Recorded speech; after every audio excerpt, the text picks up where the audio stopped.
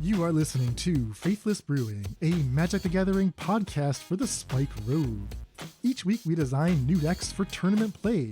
We put our creations to the test and share our findings on the air.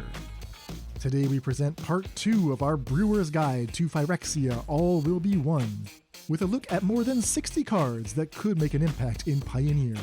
Will this set achieve blessed perfection? We'll find out in Season 17 of Faithless Brewing. Thanks for listening and enjoy the show.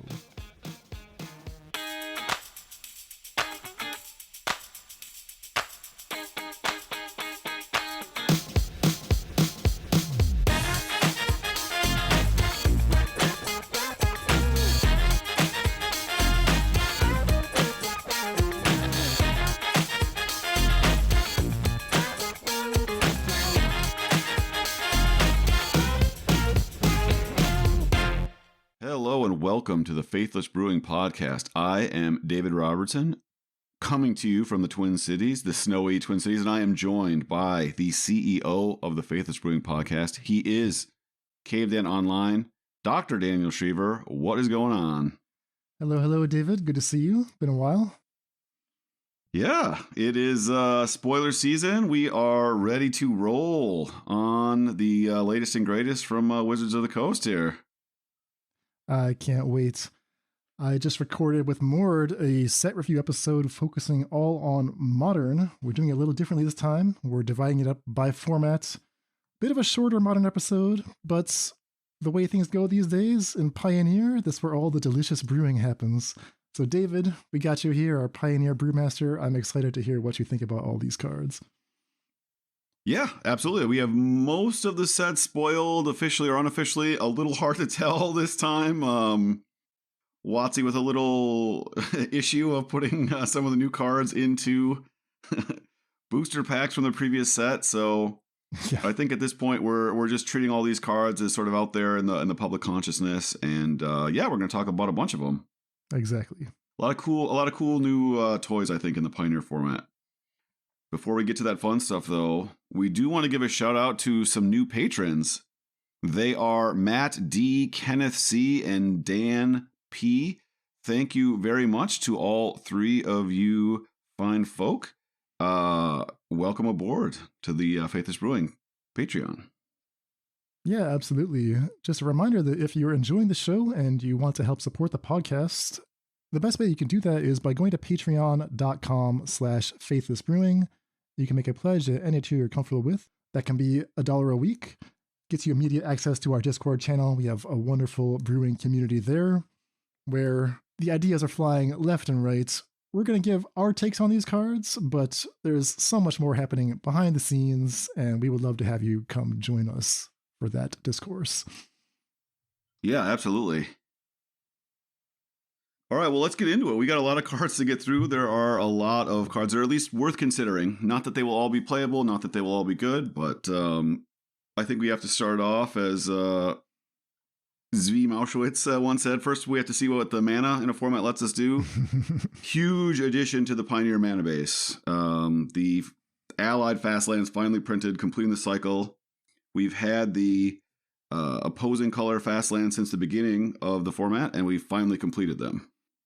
And kudos to Wizards for following through on this for years and years and years. People were calling for these to be reprinted, and we were told, no, we can't do it because these are Mirrodin-specific locations. Fine. Well, you better do it when you get back to Mirrodin. And they actually did. I was nervous for a second when the Painlands came, and I was like, oh no, what if they just don't do them? But they did, and this is a big upgrade for specifically the green-based Pioneer decks looking to cast turn 1 Mana Elf. And I think even something like blue-white. There's a Spirit Tribe, there's a Soldier Tribe, maybe even blue-black. There's some weird aggro tribes in blue-black that might want to use Dark Shores.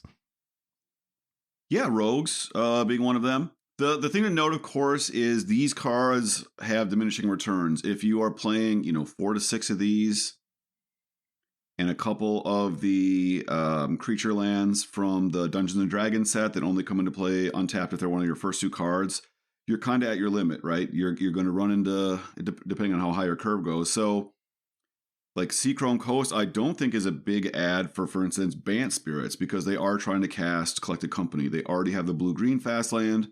Seachrome Coast, right, doesn't move the needle. The white-green Fastland doesn't really move the needle. So it specifically decks exactly like Dan's outlining, that low to the ground, aggro curves. They aren't worried about their 4th and 5th and 6th lands coming into play untapped. And they need, maybe they have pretty rigorous mana requirements. You know, if you want to go like a white card on turn 1 and then blue on turn 2 or something like that. That's where these cards really start to paper over some of the holes. I mean, it used to be when we really wanted to get aggressive with mana, we always had to play Sultai because it had the 2 sets of Fastlands. You know, you could play the black-green and the blue-green. And we took advantage of that. But at various points, there are some mana bases we could have built if we had access to all of them, and now we do. So I think the mana bases are all symmetrical now, or we don't have 2 color cycling lands for non-allied colors now. I think that's the one. But those don't really, those are not super relevant. So of the Fastlands, the one that intrigues me the most is Blackcleave Cliffs, the red-black land, because this is a land that I remember paying exorbitant prices for in Modern. I had to pay like $40 or $50 a pop so that I could play, Thoughtseize or Lightning Bolt on turn 1. It was like the key land for these fairish red-black decks. In Pioneer, I think the red-black mana base is pretty much fine, and it's come to like rely pretty heavily on both Hive of the Eye Tyrant and Den of the Bugbear. So I'm wondering if, like, for the reason you just outlined, David, that the Blackcleave Cliffs will ironically be the least important of these new additions. For that deck, I don't know that they'll play any. Obviously, I'm not a red-black expert. Most red-black players don't actually want to think about mana or making any actual deck building choices. They'll just copy Misplaced Ginger 75, and that's a great place to start. I think he's recommending maybe 1, maybe 0. So I'm in no position to disagree with him there. They need to hit their 4th land on time a lot to double spell on turn 4, or to double spell with 5 mana if they get to attack with their Goblin token. So I don't think that they have a lot of space to not play it, and their mana is fine. I don't know how many they can play. I wouldn't be surprised if the actual number ended up being 0. Yeah, so maybe it's just like a weird deck like red-black vampires or something. Yeah. But it's good to have the tools. It doesn't matter. People who just want to play stockless, they don't care. That's fine. It's good to have the tools for people who want to brew. That's what these lands represent. Exactly. Moving on to a set of lands that have the subtype Sphere. Now, does that actually matter? Well, there is a land that checks how many spheres you have, or sorry, it's an artifact that checks how many spheres you have. But the spheres themselves are the more important things. Are these cards playable? Are these cards interesting? They're all specialty lands that tap for a colorless and have some additional activated ability. David, you want to talk about the Seedcore? Yeah, so the Seedcore taps for a colorless. It can tap for 1 mana of any color. Spend this mana only to cast Phyrexian creature spells. As you guys discussed in your Modern format, they've errata'd the old infect creatures to allow this to cast them. Okay, fair enough. There aren't that many Phyrexian creatures that we even want to cast in Pioneer. And then it has a corrupted ability, so if your opponent has 3 or more poison counters, this taps to give target 1/1 creature +2/+1 until end of turn. There are a bunch of like Hive-like references throughout the set, especially in white, that make a bunch of 1/1s that can't block, that have Toxic 1. So I think that'd be the thought here. I don't know that this card is worth it. There really isn't a poison deck that we are aware of. This whole set would kind of have to create it from whole cloth. And there aren't that many 1/1s even in that set. They had to make the best card is that green 1/2. It has to have 2 toughness because Ren and 6 exists. So good job, Wizards of the Coast. You suck. And I don't think this card will see any play at all. So we didn't include it in our Modern discussion for the reasons that David described. It's just not going to make the cut there. But I do suspect that they seeded enough for the Seedcore to matter in like specifically a mono-white toxic deck in Pioneer. Carmen Handy was saying on Twitter that she was tasked with making toxic relevant constructed, and that resulted in cards like this and cards like there's a 1/1 legend we'll talk about. The basic default token in white is this 1/1 toxic one that can't block. So that's what the Seedcore is here trying to do. And we'll just mention these cards as we get to them and just keep that deck in your mind as like the home for this. Yeah, and we'll talk about it throughout the spoiler here, but the can't block thing, we have to see how much that matters. Right now, the decks in Pioneer that are aggressive are very aggressive and probably just race functional toxic decks as we imagine them, unless there's cards we're not seeing or interactions we haven't seen yet. So the not blocking might be relevant if you can't actually play a long game. You have to be faster than your opponent, right? That's the default in these racing situations. And giving bonuses to creatures with toxic does not speed up how fast they poison out your opponent. Exactly, and that's such a strange thing. So it makes your creatures deal more regular damage. It makes them trade up, but that's only if the opponent is blocking them, and it's right. Your toxic guys mostly can't block. So, all right, that's the Seedcore. The next sphere that we'll talk about is called Mirrex. It again taps for a colorless mana. It taps to add 1 mana of any color, which you can only activate if Mirrex entered the battlefield this turn. So echoes of cards like Crumbling Vestige here. It has an activated ability that's actually pretty cheap. 3 mana and tap to create a 1/1 colorless Phyrexia Might artifact creature token with Toxic 1 and can't block. So that's that default token. So again, could go with your Seedcore deck. That's a lot of colorless lands, however. Yeah, this is, a real deck building challenge. For the tempo positive mana color, the turn it comes into play, it's great. And then after that, it makes colorless forever. So do you have a way to put this land back in your hand? Are you casting some specific colored effect early in the game and then the colorless mana is fine? You really have to do the math on some of this stuff. 3 mana make a 1/1 is an incredible ability for a land, but the not block is an incredible disability for these tokens, right? So we'll just have to see how it plays out. They might play out much better than we think, or than I think. Right now, I'm just very skeptical of making these as quote-unquote value plays, when typically, when you get into the late game, what you're wanting to make your tokens do is block their Shieldred or whatever, and the fact that you can't do that is a little concerning. Yeah, this is on rate with the cheapest lands that can generate tokens, like Legion's Landing, Castle Ardenvale. It generates artifact creatures too, which it's cheaper in that respect than the one that makes Power Stones from the previous set. So it is actually like doing something interesting, but yeah, it's possible that these tokens are just not worth it. Yeah, and we've had a hard time. We've had a bunch of new tokens, right, throughout the last few sets. We've had a really hard time determining how good they're going to be. How good is a blood going to be? How good is the 2/2 zombie that you attack with and it dies at the end of the turn, right? We thought maybe that was going to be better than it ended up being.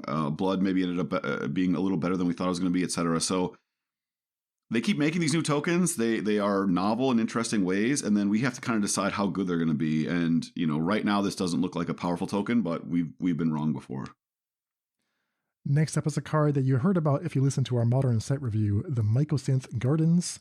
A sphere that taps for colorless, or it can filter mana 1 and tap to add a mana of any color. But the exciting ability is X and tap the Mycosynth Gardens becomes a copy of target non-token artifact you control with mana value X. So in Modern, we liked copying Amulet of Vigor. What about on Pioneer? Yeah, I don't know what cheap artifacts we'd specifically want to target, but this ability is incredibly powerful. I'm trying to think of even what the non-token artifacts that see a lot of play are. They are like mana artifacts. Well, that's not that big of a benefit if this is already a land. So you'd want something else.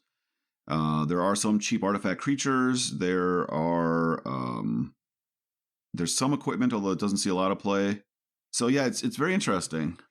It almost reminds me of like an untapped Glasspool Mimic, but you just have to change your mind. Like you started off with a land and then it just becomes a Glasspool Mimic later in the game.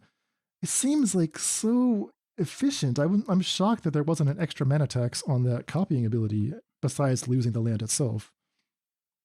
Yeah, or that it, would only happen at sorcery speed. That's a way that they've really kind of nerfed some of these effects in the last few sets. Yeah, this seems very generous. You can hear that Dan and I are both just like the construction of the card suggests that it's very powerful. It doesn't have any natural homes right now, but the fact that it can do so much is a sign that you should at least be considering it in every deck with a bunch of artifacts if your mana can support it. Or one specific build around artifact, like an engine artifact that you can just have a bunch of copies of now. So sure. Interesting card for sure. Yes. And with that, we finish the lands and we go to the 1-drops. Yeah, so we will start with the Vindictive Flamestoker. It is red, Phyrexian Wizard. Whenever you cast a non-creature spell, put an oil counter on it.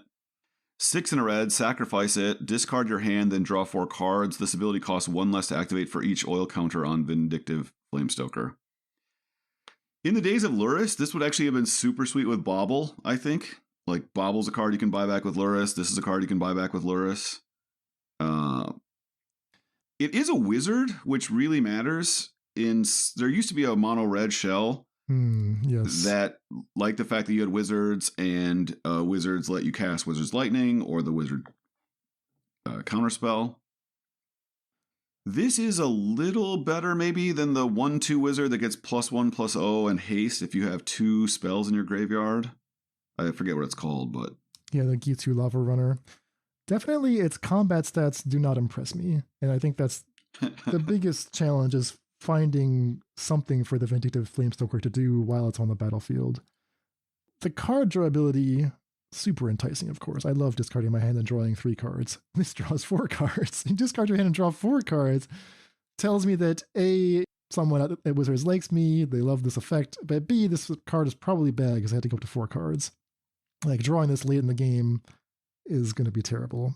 However, you don't have to reduce it all the way, right? You can just reduce it, get 3 oil counters on this, and then you can pay 4 to draw 4 cards. And that's still fine. It's like a late game card that requires you to play it early, and I'm not sure if that is a winning formula. Yeah, my other concern is in the decks that want to just play a bunch of spells, why aren't you just playing the 3/4 that flips your hand and costs less for the cards in your graveyard? And we also have access to Treasure Cruise. Like, this card itself is so weak, and it ties your late game drawing to something that's very removable, right? It dies to Stomp, dies to Push, dies to Portable Hole.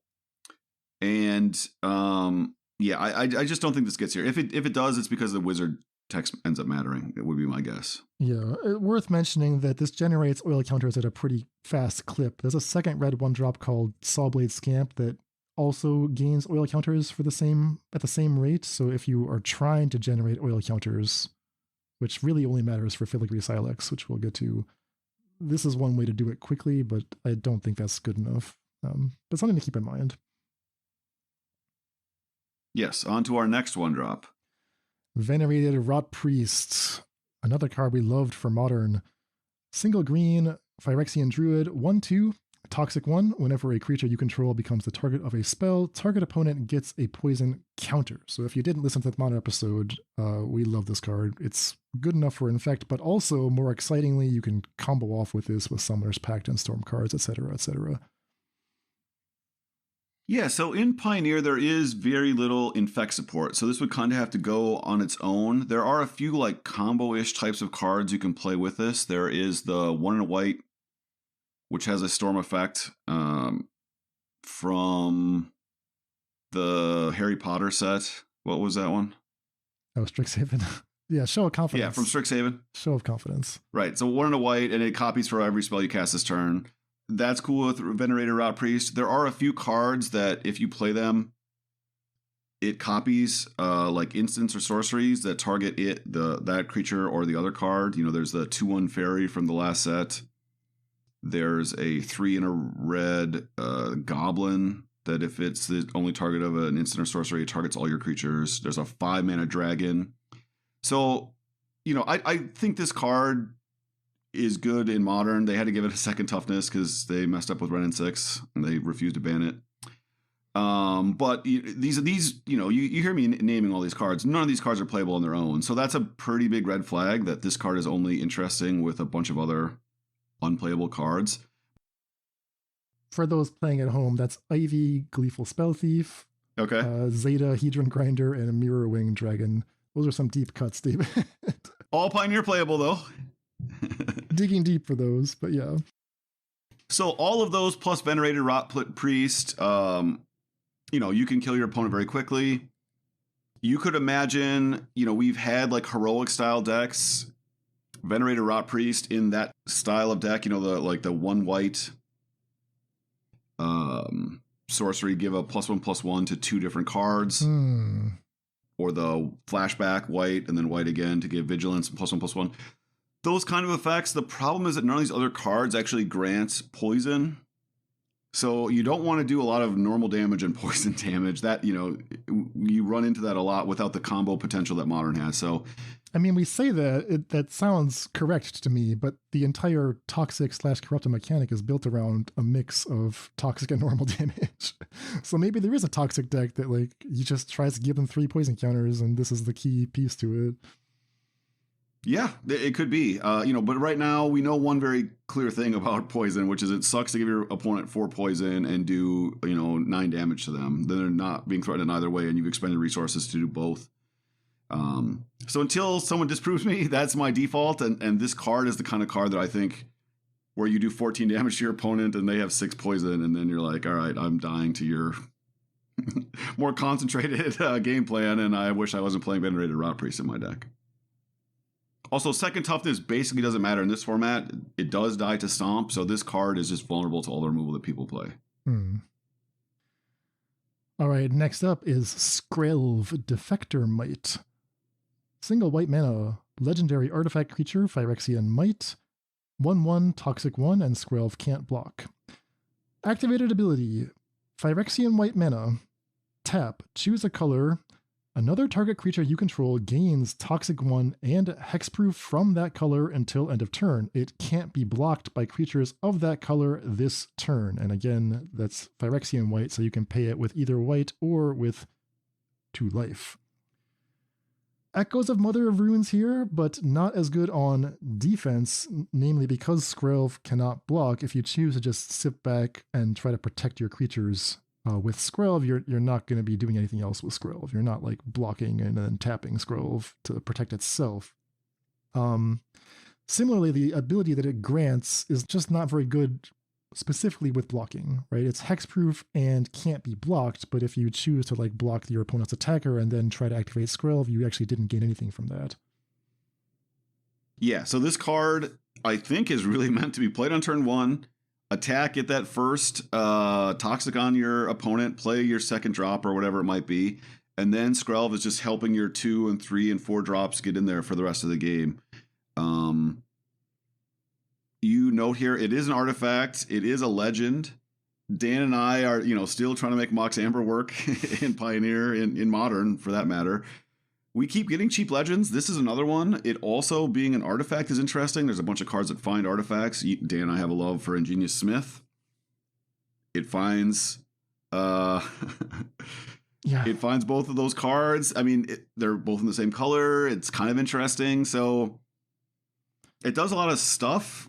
Not being able to block, again, it's just we're not used to seeing that text on a card that isn't super aggro itself. Mm-hmm. A 1/1 with Toxic is not the world's fastest clock, so I think this is one of those cards that'll either be way better than we think or way worse, and there's no middle ground. Yeah, this is part of that Seedcore package where the Phyrexian Might token type is an artifact and it's centered in white. So there's actually a 2-mana card that's called Skrelv's Hive. That's basically a Bitter Blossom spitting out these tokens once a turn. There's also another 1-drop we'll get to in a second that is kind of like a Doomed Traveler for these tokens. It's something that they want us to try, but I don't know if it actually amounts to anything.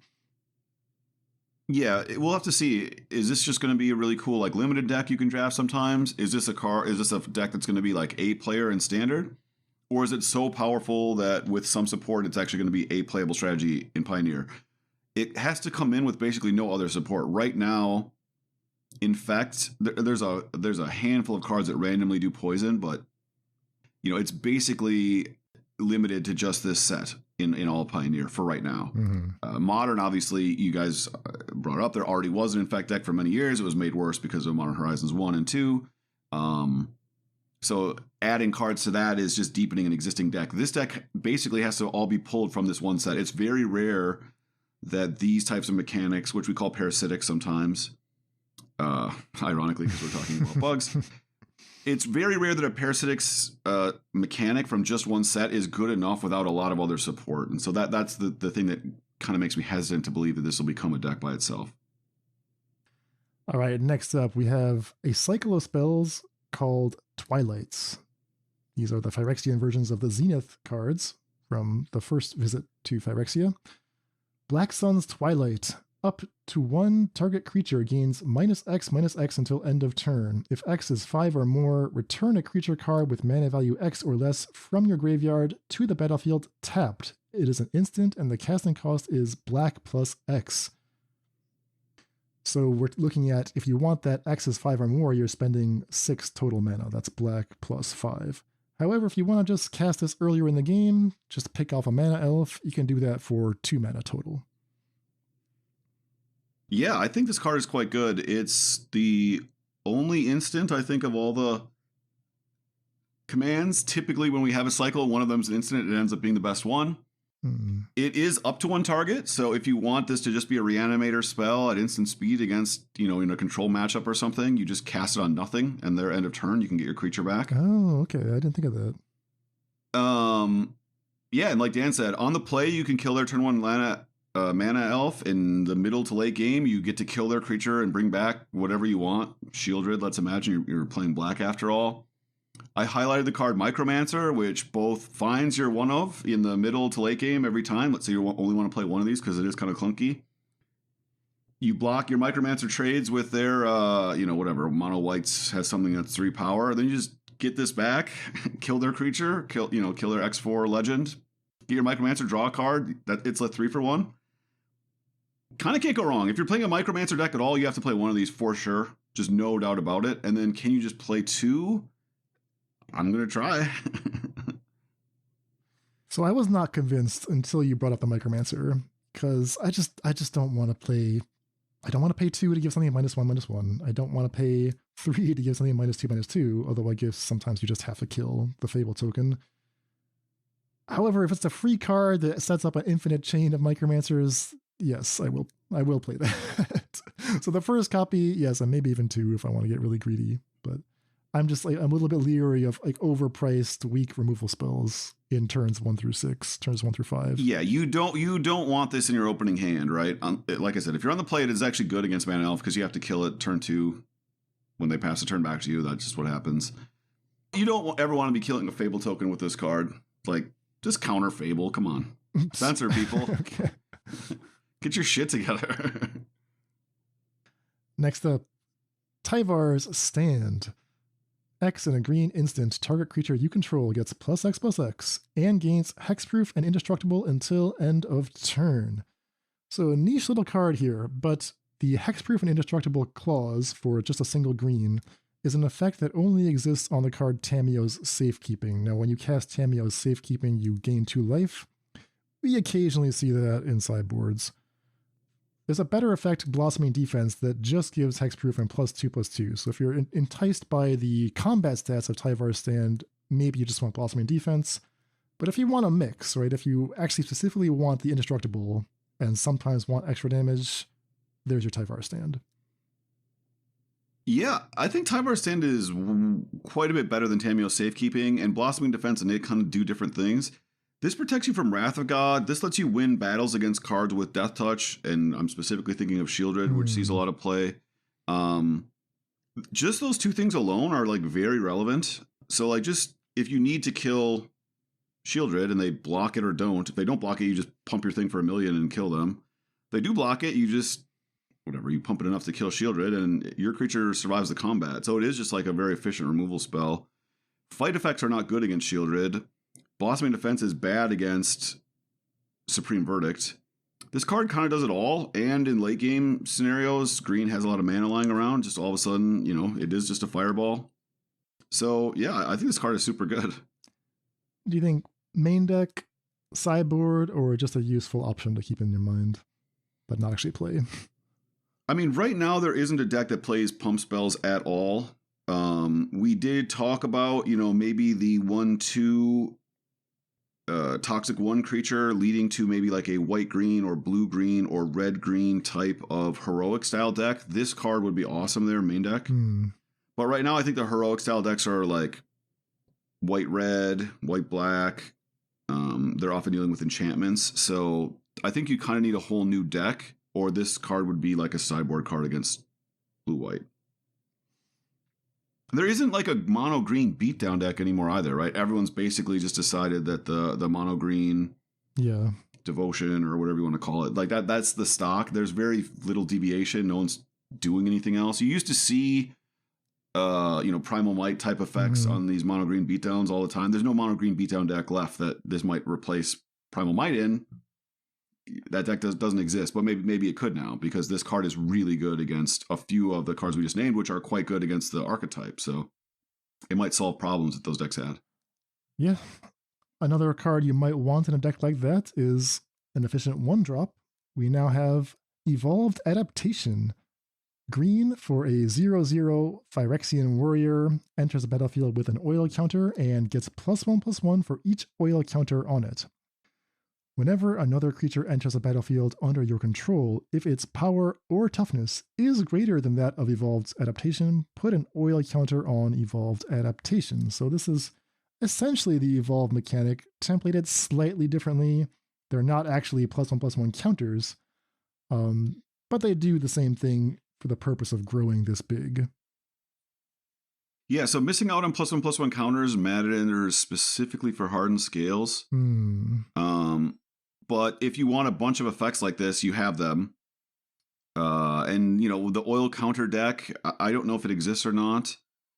There are effects that add oil counters to creatures, so this might be a card that can get big very fast. Yeah, there's a land that we didn't mention it, but it taps to transfer oil counters onto creatures, so that can tap to grow your Evolved Adaptation. Or if you just like evolving things, I mean, you can just say this is another copy of Experiment 1. It's, it doesn't have regeneration, but it's my 5th through 8th copies of that. And now you have a lot of access to that effect. Yeah, looking at power and toughness, which is what Experiment 1 does, and the other one that gets trample when it gets +3/+3 does not, matters depending on what you're trying to use to evolve. So, Pellet Collector, that's it. Pellet Collector only looks at power, right? And that ends up mattering a lot for certain types of effects. So that's kind of interesting. All right, how about the green member of the Twilight Cycle? So yeah, I think this is the second best one. I don't think that the blue, red, or white one will see much play. This is X and a green. Reveal the top X +1 cards of your library. Choose a creature card and or a land card from among them. Put those cards into your hand and the rest on the bottom of your library in random order. If X is 5 or more, instead put the chosen cards onto the battlefield or into your hand and the rest on the bottom of your library in random order. So if your deck is mostly creatures and lands, this is a 3 mana 2-for-1, in the mid game. And then at 6 mana, in theory, it finds whatever your critical land is and whatever your critical creature is. There is no prime time creature in Pioneer that we kind of build our whole, green X ramp deck around. So that's a little bit concerning. Of course, Nykthos is the best land by a lot. So this helps find that, but this is not an actual hit for Storm the Festival. I think this probably is just a miss, but it's really interesting despite that. Yeah, this card has tricked me a bunch of times. It looks like a Lay of the Land, but it's not. It looks kind of like a Divination, but it's not. And then it kind of cheats things into play. So it's just a surprising card, right? For the first 5 turns of the game, it's a card draw effect, maybe, right? So you can just cast it on turn 1 and hope to blind hit something. This is X +1. But if you want to get that 2-for-1, that's looking at turn 2, or more realistically turn 3, to try to hit a land and or a creature. Once you get up to that X = 5, though, there's no restriction on what creature you get, right? You can get anything. You can get Emrakul 13 and a land, which is pretty slick. So I don't quite know. Is this meant to be the finisher of what is otherwise a mid-range deck, where it's mainly going to be a 2-for-1 in the mid-game turns, but you also just use it to find some giant thing? Probably not.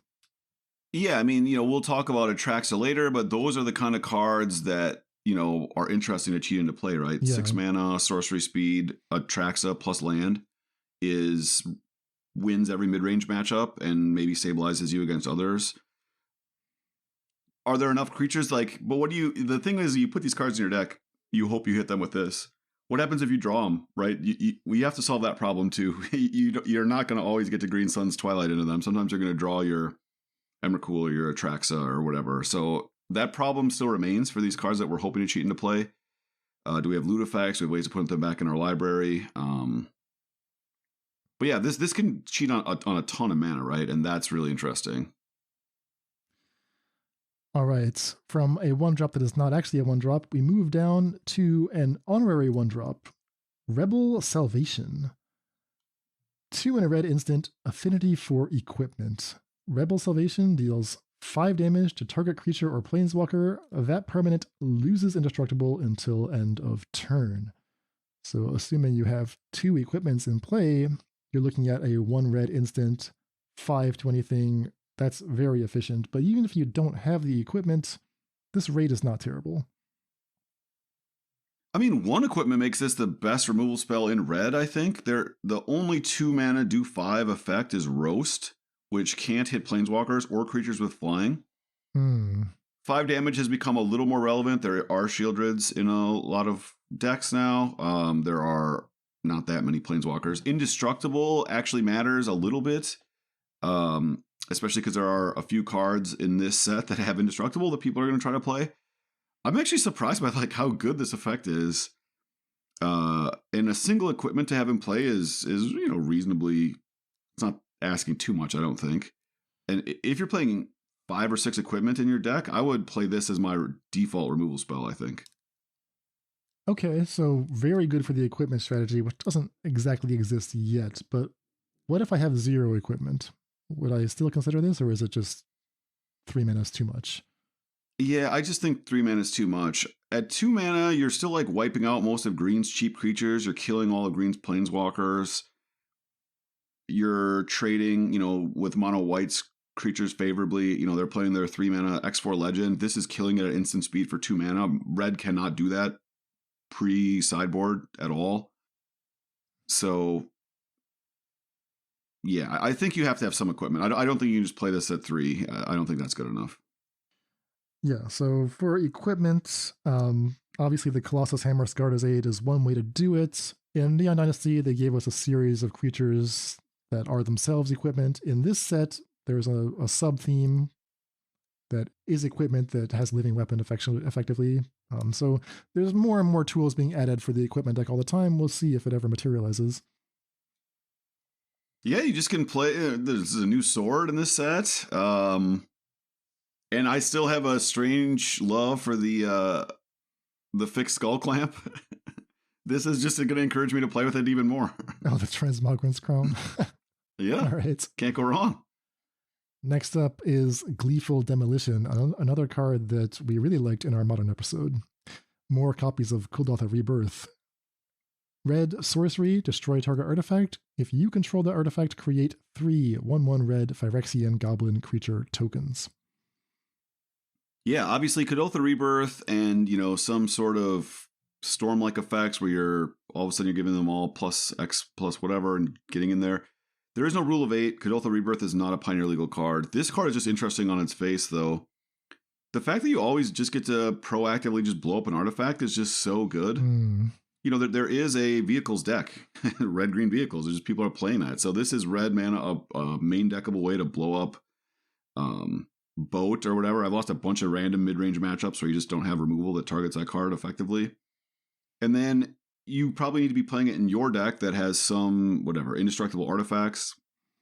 1 red, generate 3 1/1s is way above the curve. If you have a deck that's trying to synergize with them or, give them haste or some kind of power boost, that is interesting. So yeah, this card just does a ton. It's a very interesting card. Love Experimental Synthesizer. This is one way to get rid of that for value. Absolutely.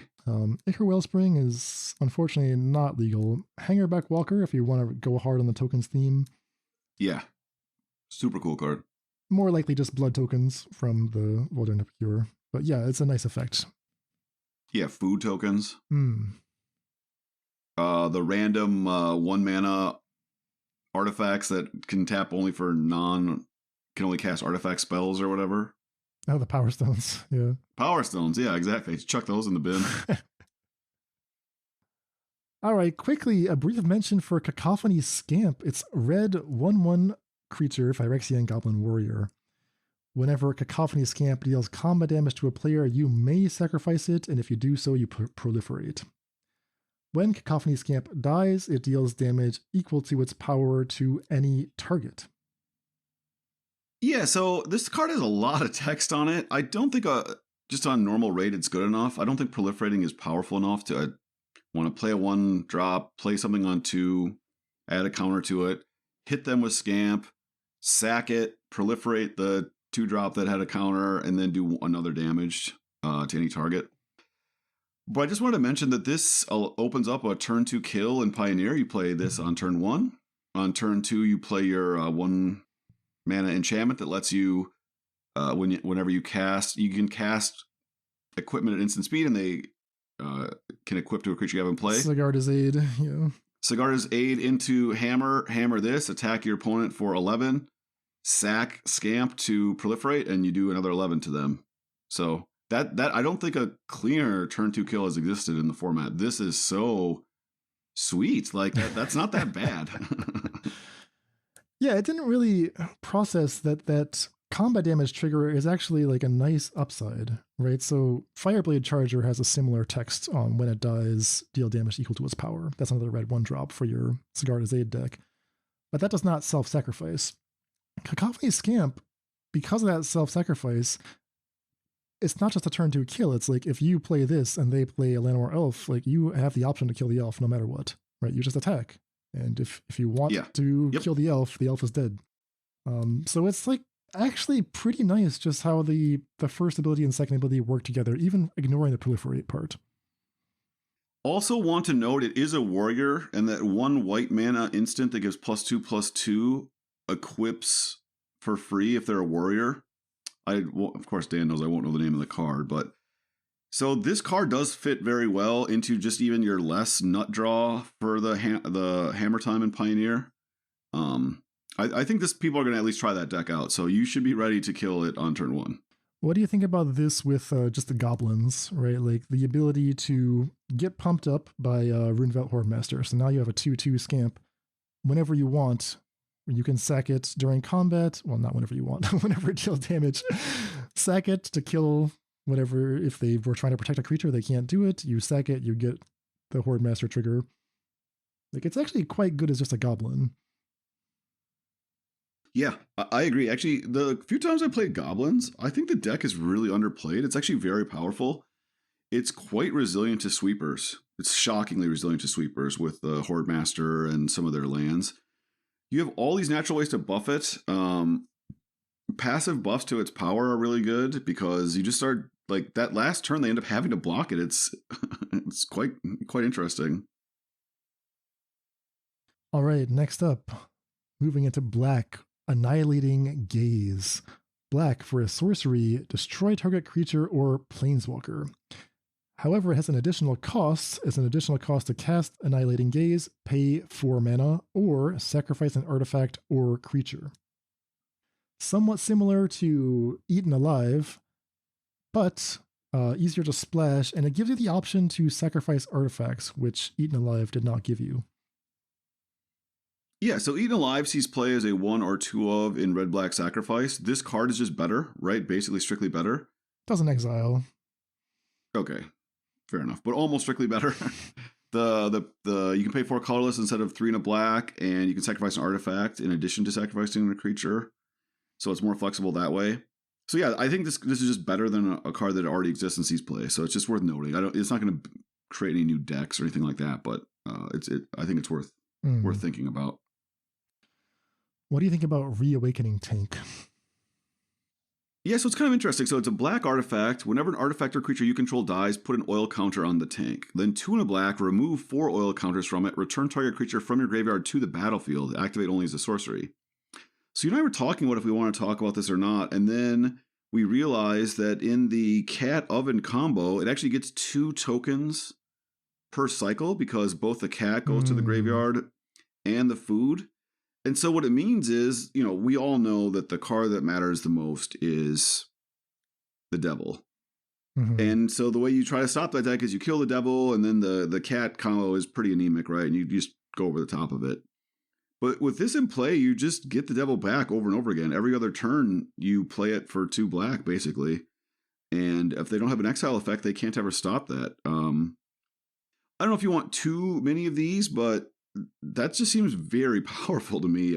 Or maybe as a sideboard move against decks that are removal heavy, like for instance, for red-black, sacrifice to beat red-black midrange. The devil is the card that wins that matchup, and this just makes sure the devil's always in play. Yeah, I'm not used to seeing cards that accumulate counters whenever artifacts or creatures die. I'm used to thinking this as, okay, creatures dying, it's kind of hard to set up, but yeah, triggering off food tokens dying, it's a big difference. All right, we move into white, where at 1 mana, Crawling Chorus is a Phyrexian Horror, 1/1 for a single white with Toxic 1. When Crawling Chorus dies, create that token we talked about, the Phyrexian Might artifact creature token with Toxic 1 and cannot block. The Crawling Chorus itself is not an artifact, so unfortunately we don't quite get that density. Like if we were thinking we want Skrelv and Ingenious Smith, I would love it if Crawling Chorus was an artifact, but it is not. How good is this token? I mean, that's the question. Doom Traveler effects have been decreasing in value over time as more and more get printed. But, you know, this gives you a lot of Toxic 1 if that's what you want. So worth keeping in mind. Yeah, I mean, if you put that first Toxic counter on them and you have Proliferate and other Toxic effects, or your deck's built around Corrupted, like, you need a density of 1-drops that can do that. This is one of them. Another 1-drop, Swooping Lookout. White for a 1/2 Flying Vigilance. Artifact creature, Phyrexian Construct. 1/1 flyers have been so power crept over the years. It's insane how much you get for a single white mana now. Flying and Vigilance and Artifact on a 1/2. Can you use this in Constructed? Well, the fact that it's an artifact is probably the most interesting part, so you can pick it up off your Ingenious Smith, you can enchant it with Ensoul Artifact. Is that enough? I'm not sure. But it's best in class for its very narrow class. Yeah, and we'll have to see. I mean, I don't think being an artifact matters that much, but yeah, maybe it just does. You'd have to make it matter, and whether the support is there that also wants a 1/2 flying, I'm not totally sure. Cannot equip the Ghostfire Blade to it, which is unfortunate, so maybe it's like not actually going to make the cut in Ensoul. You can equip it though. If there's another artifact, it's like 1 mana to play, 1 mana to equip, and it gives like plus something, and that creature doesn't untap. And if it ever becomes unattached from it, that creature gets sacrificed. And I've always been looking for Vigilance creatures to put it on. Do you know what I'm talking about? No, I don't know that card. Or maybe it gives +3/+3. Okay, I'll look for it. Yeah, it's a cheap artifact. I think it's a 1 mana artifact, and it accrues for like 2. And it gives +3/+3, and the creature doesn't get to untap. And if you ever unattach it, then it dies. So, like, finding cheap Vigilance cards to hold it. It's like a spinal something. Like a... I think Craig Wesco played one in a deck once. I'm trying to... That's interesting. Okay. Yeah, I can picture it, but I can't think of what it's called. And then worth noting, one of the prototypes, you know, the prototype cost for one of them is 1 white to make a 3/3, and it can give any card Vigilance at the start of combat. It also flies. It's also an artifact.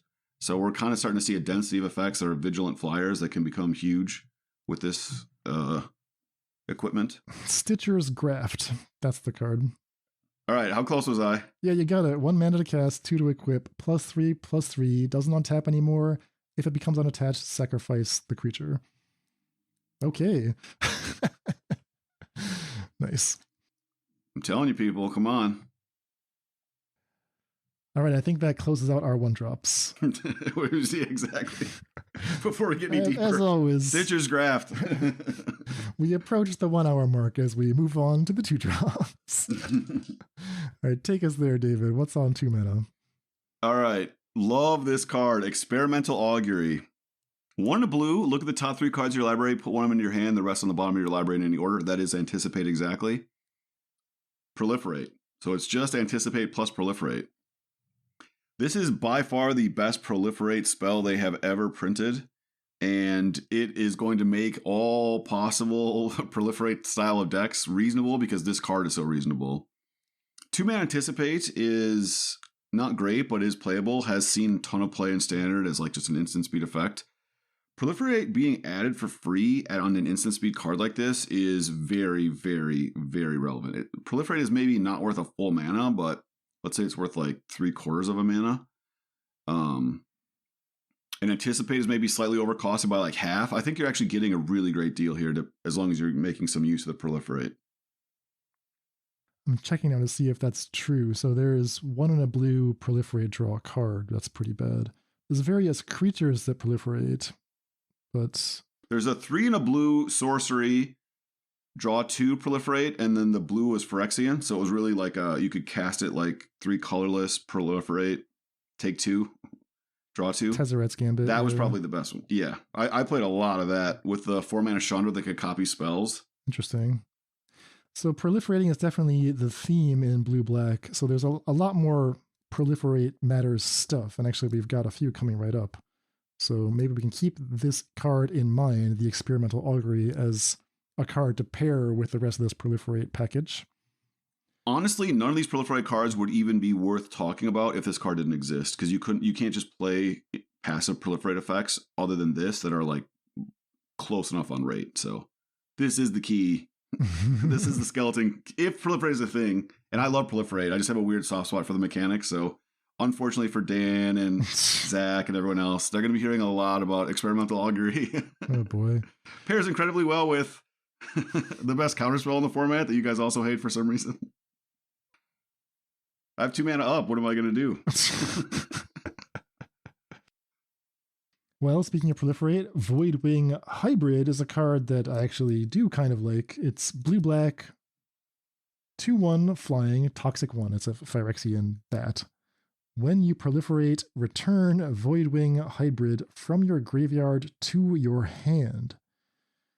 So as long as you're doing the proliferate thing, you get a bunch of opportunities to cast and recast a 2/1 flying toxic 1. Yeah, and just can turn on curves. You just play this on 2, your opponent, whatever, stomps it, that's fine. Then the next turn you leave mana up, proliferate on their end of turn if they don't do anything, get this back, put it back into play. 2 power flyer is something that can race pretty easily. I don't know that the toxic matters or not. It just seems close. I don't know if it's good enough, but it seems close.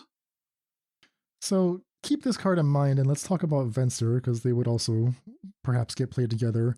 Venser Corpse Puppet, same mana cost, blue-black.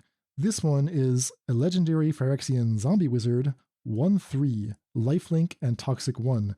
Whenever you proliferate, choose 1.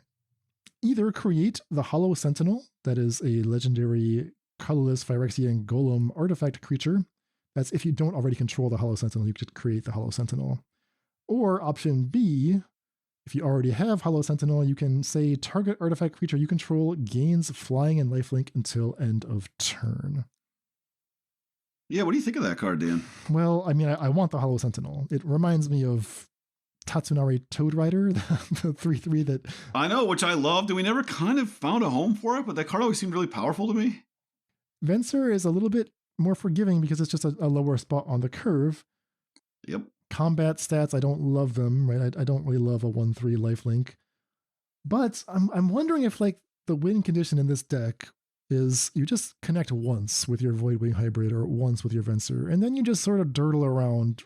You know, Venser is a recursive 3/3, Voidwing Hybrid is a recursive 2/1, and all they're asking you to do is just sort of buy time while you proliferate, and all you're doing is proliferating that initial 1 poison you gave them. You know, eventually that 1 poison that you connected with on turn 3 wins the game on turn 8 because you proliferated so many times. I wonder if that's the play pattern. Yeah, could be. It could be. I mean, that's the thing is these cards are so interesting and unique. It's hard to say. The art on Venser is awesome. It also pairs very well with Thrumming Bird. You can imagine turn 2 Thrumming Bird. Your opponent does whatever. You play Venser, you get to go right away. You just play Venser as a 1/3 that makes a 3/3 that threatens to be a 3/3 lifelink with flying. Yeah, there's a lot of text here. It's so hard to say. We did not ever find a home that made Tatsunari as powerful as we thought it might be. But this card just seems so sweet that we will try. I think we have to try. Unfortunately, the timing of Throwing Bird does not work with the lifelink ability on Venser. You'll gain lifelink after damage is dealt, which is not super great. Yeah, but I think getting the first 3/3 really matters. I don't think the lifelink matters as much. Yeah. And just having the repeatable ability means they have to kill Venser, which leaves behind this 3/3, which is, not the end of the world. Throwing Bird also printed into this set, which is a nice addition for the blue-black proliferate deck specifically. Yes. Shifting gears into red, would you like to make a case for the Hexgold Halberd?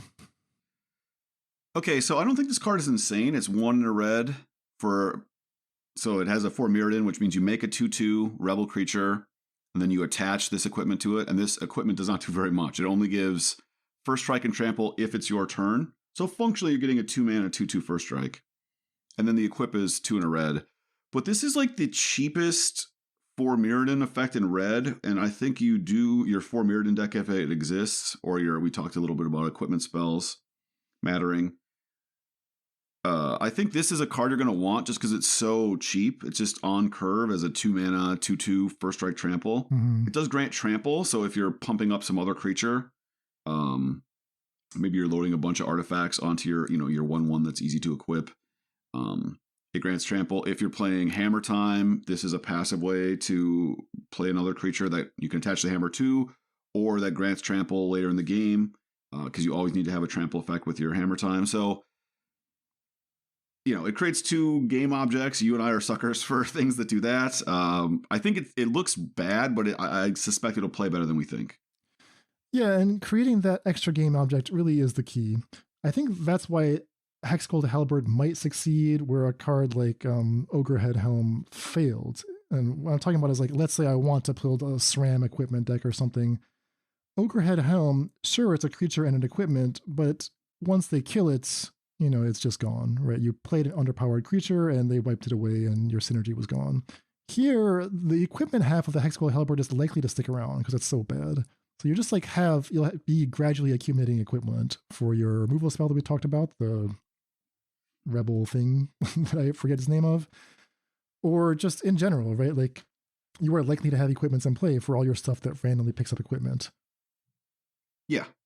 Again, it's actually just going to be a random equipment that's lying around, and if your deck can use that equipment to make things cheaper, use artifacts to reduce the cost of other stuff, whatever, it's just going to be reasonable. Exactly. Another reasonable 2-drop is Canker Bloom. We mentioned this in Modern already. 1 in a green, 3/2 Phyrexian Fungus. It can sacrifice itself by paying 1, sacrificing Canker Bloom to either destroy an artifact, or destroy an enchantment, or to proliferate. Yeah, this card is insane. They just keep power creeping Kasali Pridemage. This is super powerful. It does everything. It's just it's like an easy to cast Watchwolf that also can do all this other random stuff. And we'll talk about it later when we get to the 3-drop that proliferates. I think there's just going to be a proliferate green deck. This is going to be an insane sideboard card or possibly a main deck card. Yeah, just there's nothing to brew around here, but they just keep pushing the limits of this. I think this is better in almost every deck than the Werewolf, which does the same thing without the proliferating. And that card was a huge upgrade over the previous version. So a lot of enchantments you play in Pioneer, so yeah, this is a nice effect to have without having to give up too much on rate. And a ton of artifacts. Like we said before, there's a whole red-green artifact list that it cannot beat this card resolving multiple times. All right, what's next? All right, Soulless Jailer. Speaking of artifacts we might want to blow up. 2 mana, 0/4. Permanent cards in graveyards can't enter the battlefield. That's interesting. Players can't cast non-creature spells from graveyards or exile. That's interesting. 0/4. So, Soulless Jailer by itself is an interesting hate piece. Greasefang is a card. Phoenix is a card. Now, those decks do play, especially after sideboard, lots of ways to kill this. This is an artifact, which has mattered to me a bit in Ingenious Smith builds, because it kind of helps you tutor for your hate cards after board. Maybe the fact that it's a creature matters. If you're playing Extraction Specialist, that's a card I've really loved. okay, this died to their first effect, then now you bring it back. And then maybe you want to do something like proactive with it. You are playing it in a deck with like the 3/1 that exiles a card from their hand and makes it cost 2 more. Like Soulless Jailer just says it can't be cast ever. Oh, interesting. Okay. So now that sounds kind of weak. I wouldn't begrudge anyone for saying that, but there's just a lot of things happening here. The fact that it's on a body is kind of interesting. It's a body to absorb +1/+1 counters from Aspirant or whatever. I don't know. I think this card's very interesting. Yeah, we liked it a lot for Modern as well, where the card Drannith Magistrate has a clear role to play fighting against, specifically casting cards from exile. But in Pioneer, there isn't a specific menace that this card is fighting, but it's got the right stats. I mean, 4 toughness is a lot. And any deck can use it. I hate cards that are artifacts are always worth a close look. Yeah, especially, mono green plays Karn. Is this worthy of a slot for Karn? I will leave it to the experts of mono green, but it's worth considering there as well. Next up, we have the white Bitter Blossom. It's Squirrel's Hive, 1 and a white enchantment. At the beginning of your upkeep, lose 1 life and create that Phyrexian Might token, the 1/1 toxic one that cannot block. That is an artifact creature. And Corrupted, as long as an opponent has 3 or more poison counters, creatures you control with Toxic have lifelink. So you have a chance to win back some of the life you lost. And that actually tends to be important on Bitter Blossom type effects, because you do get to the point of the game where you're watching your own life total tick down kind of alarmingly. And it's nice to have at least the chance to recoup that. Yeah, and I think that the corrupted text is super important. Like we were just saying, it's going to be really hard to race sometimes with these toxic effects. This card is a little clunky. But let's say you're playing a card that pumps your tokens, and then as soon as they have lifelink, now the fact that they can't block isn't as bad because they're getting that life back on the attack. And that is the critical effect to me. Getting that corrupted, maybe we're playing the Lord of the Mites on turn 1. We're getting, a couple poison. Maybe we have some proliferate effects. As soon as possible, we can get them up to lifelink, and then we play Wedding Announcement and it flips, or we play Gideon and -4 it, or whatever. We get these things up to 2/2, and now the fact that they can't block doesn't matter because we're attacking and we're gaining 6 or 8 life or whatever. And if we have a lot of random toxic cards in this deck, then they all are gaining lifelink. So I think that's if this card's going to see any play, and I don't think it'll be great. I think it'll be at least interesting. The lifelink is going to be critical. Getting that corrupted text is critical to this card, not just killing you.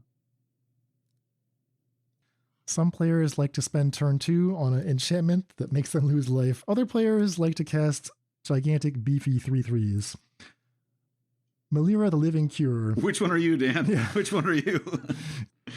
I would like to do nothing and then next turn get a 1/1. You're in the DMs casting Squirrel's Hive. I'm playing Melira the Living Cure.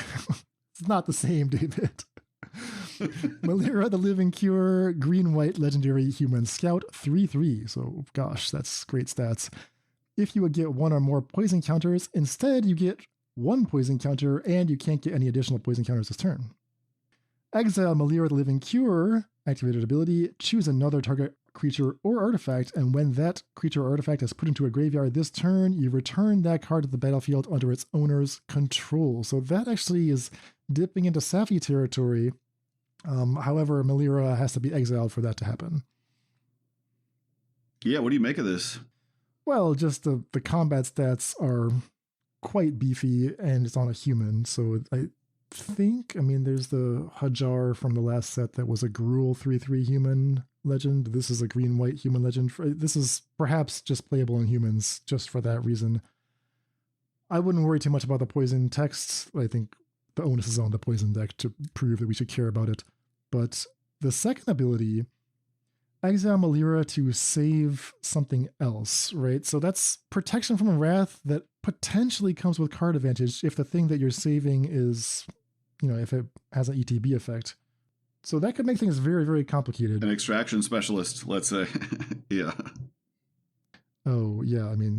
That would be nuts. So, and thankfully that's not an infinite combo because Melira will be gone. But yeah, that would be so much value.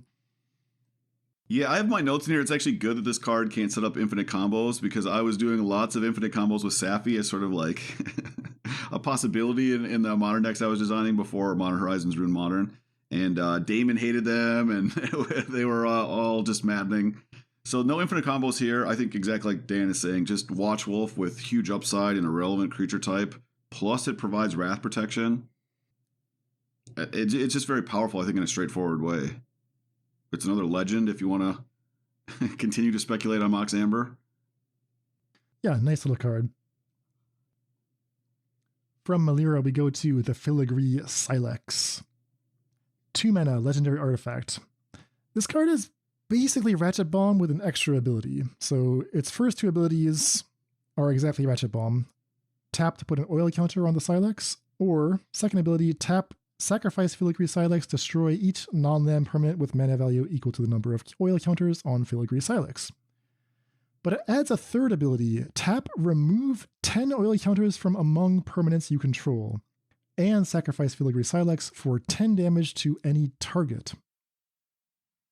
So this is one of the few cards that allows you to just absorb oil from all around your battlefield and throw it at something. Yeah, I mean, I think Ratchet Bomb is just playable, right? So this is kind of a corner case upside, but it's worth playing. You rarely have 2 Ratchet Bombs in play at once, so the legendary part doesn't matter. Correct, yeah. I don't think there'll be like an oil deck, and 10 damage is not 20, so, I mean, there aren't reasonable ways to double this effect, or copy its effect when it's on the stack. Mm-hmm. So yeah, I think it's just a Ratchet Bomb you play, and then if your opponent, whatever, sideboards out the thing you're trying to Ratchet Bomb, you just keep, against a control deck or whatever, it's just a really hard to stop 10 damage effect. Someone in our Discord was explaining to me that if you're playing the mono green planeswalkers, Karn, Kiora, going infinite with Restorative Burst and Chain Veil, that having Filigree Sylex in the sideboard does function within that infinite loop. However, that loop already functions without it, so it's not like super relevant. Yeah, here's the thing though, like a lot of times when you start doing the loop, what I'm going to do is I'm going to right click and then I'm going to hit concede from the game. So do you have Sylex in your sideboard or not? I'll just take your word for it. I don't care. I don't care to find out. Exactly. GG's, well played to my mono green opponent. Exactly. So Ratchet Bomb, playable and actually already legal in Pioneer. In terms of new brewing space for Sylex, yeah, I'm curious if that remove 10 oil counters actually amounts to anything, but it's not like a super important addition. Yeah. What is an important addition is the Battleship Devourer. We're going to say this with a straight face. Battleship Devourer. Oh, yes. This card is sweet. I am unironically excited about Battleship Devourer. 1 green for an 0/3 Phyrexian Beast. It gets +3/+0 as long as it has 3 or more oil counters. Tap to make a mana of any color, Dan. Mm-hmm. And whenever it becomes tapped, exile target card from a graveyard and put an oil counter on it. So you have Graveyard Hate built into your mana ramp, and then it also becomes a Watch Wolf. So shades of Werebear, one of the delightful green creatures of Legacies past. Question for you.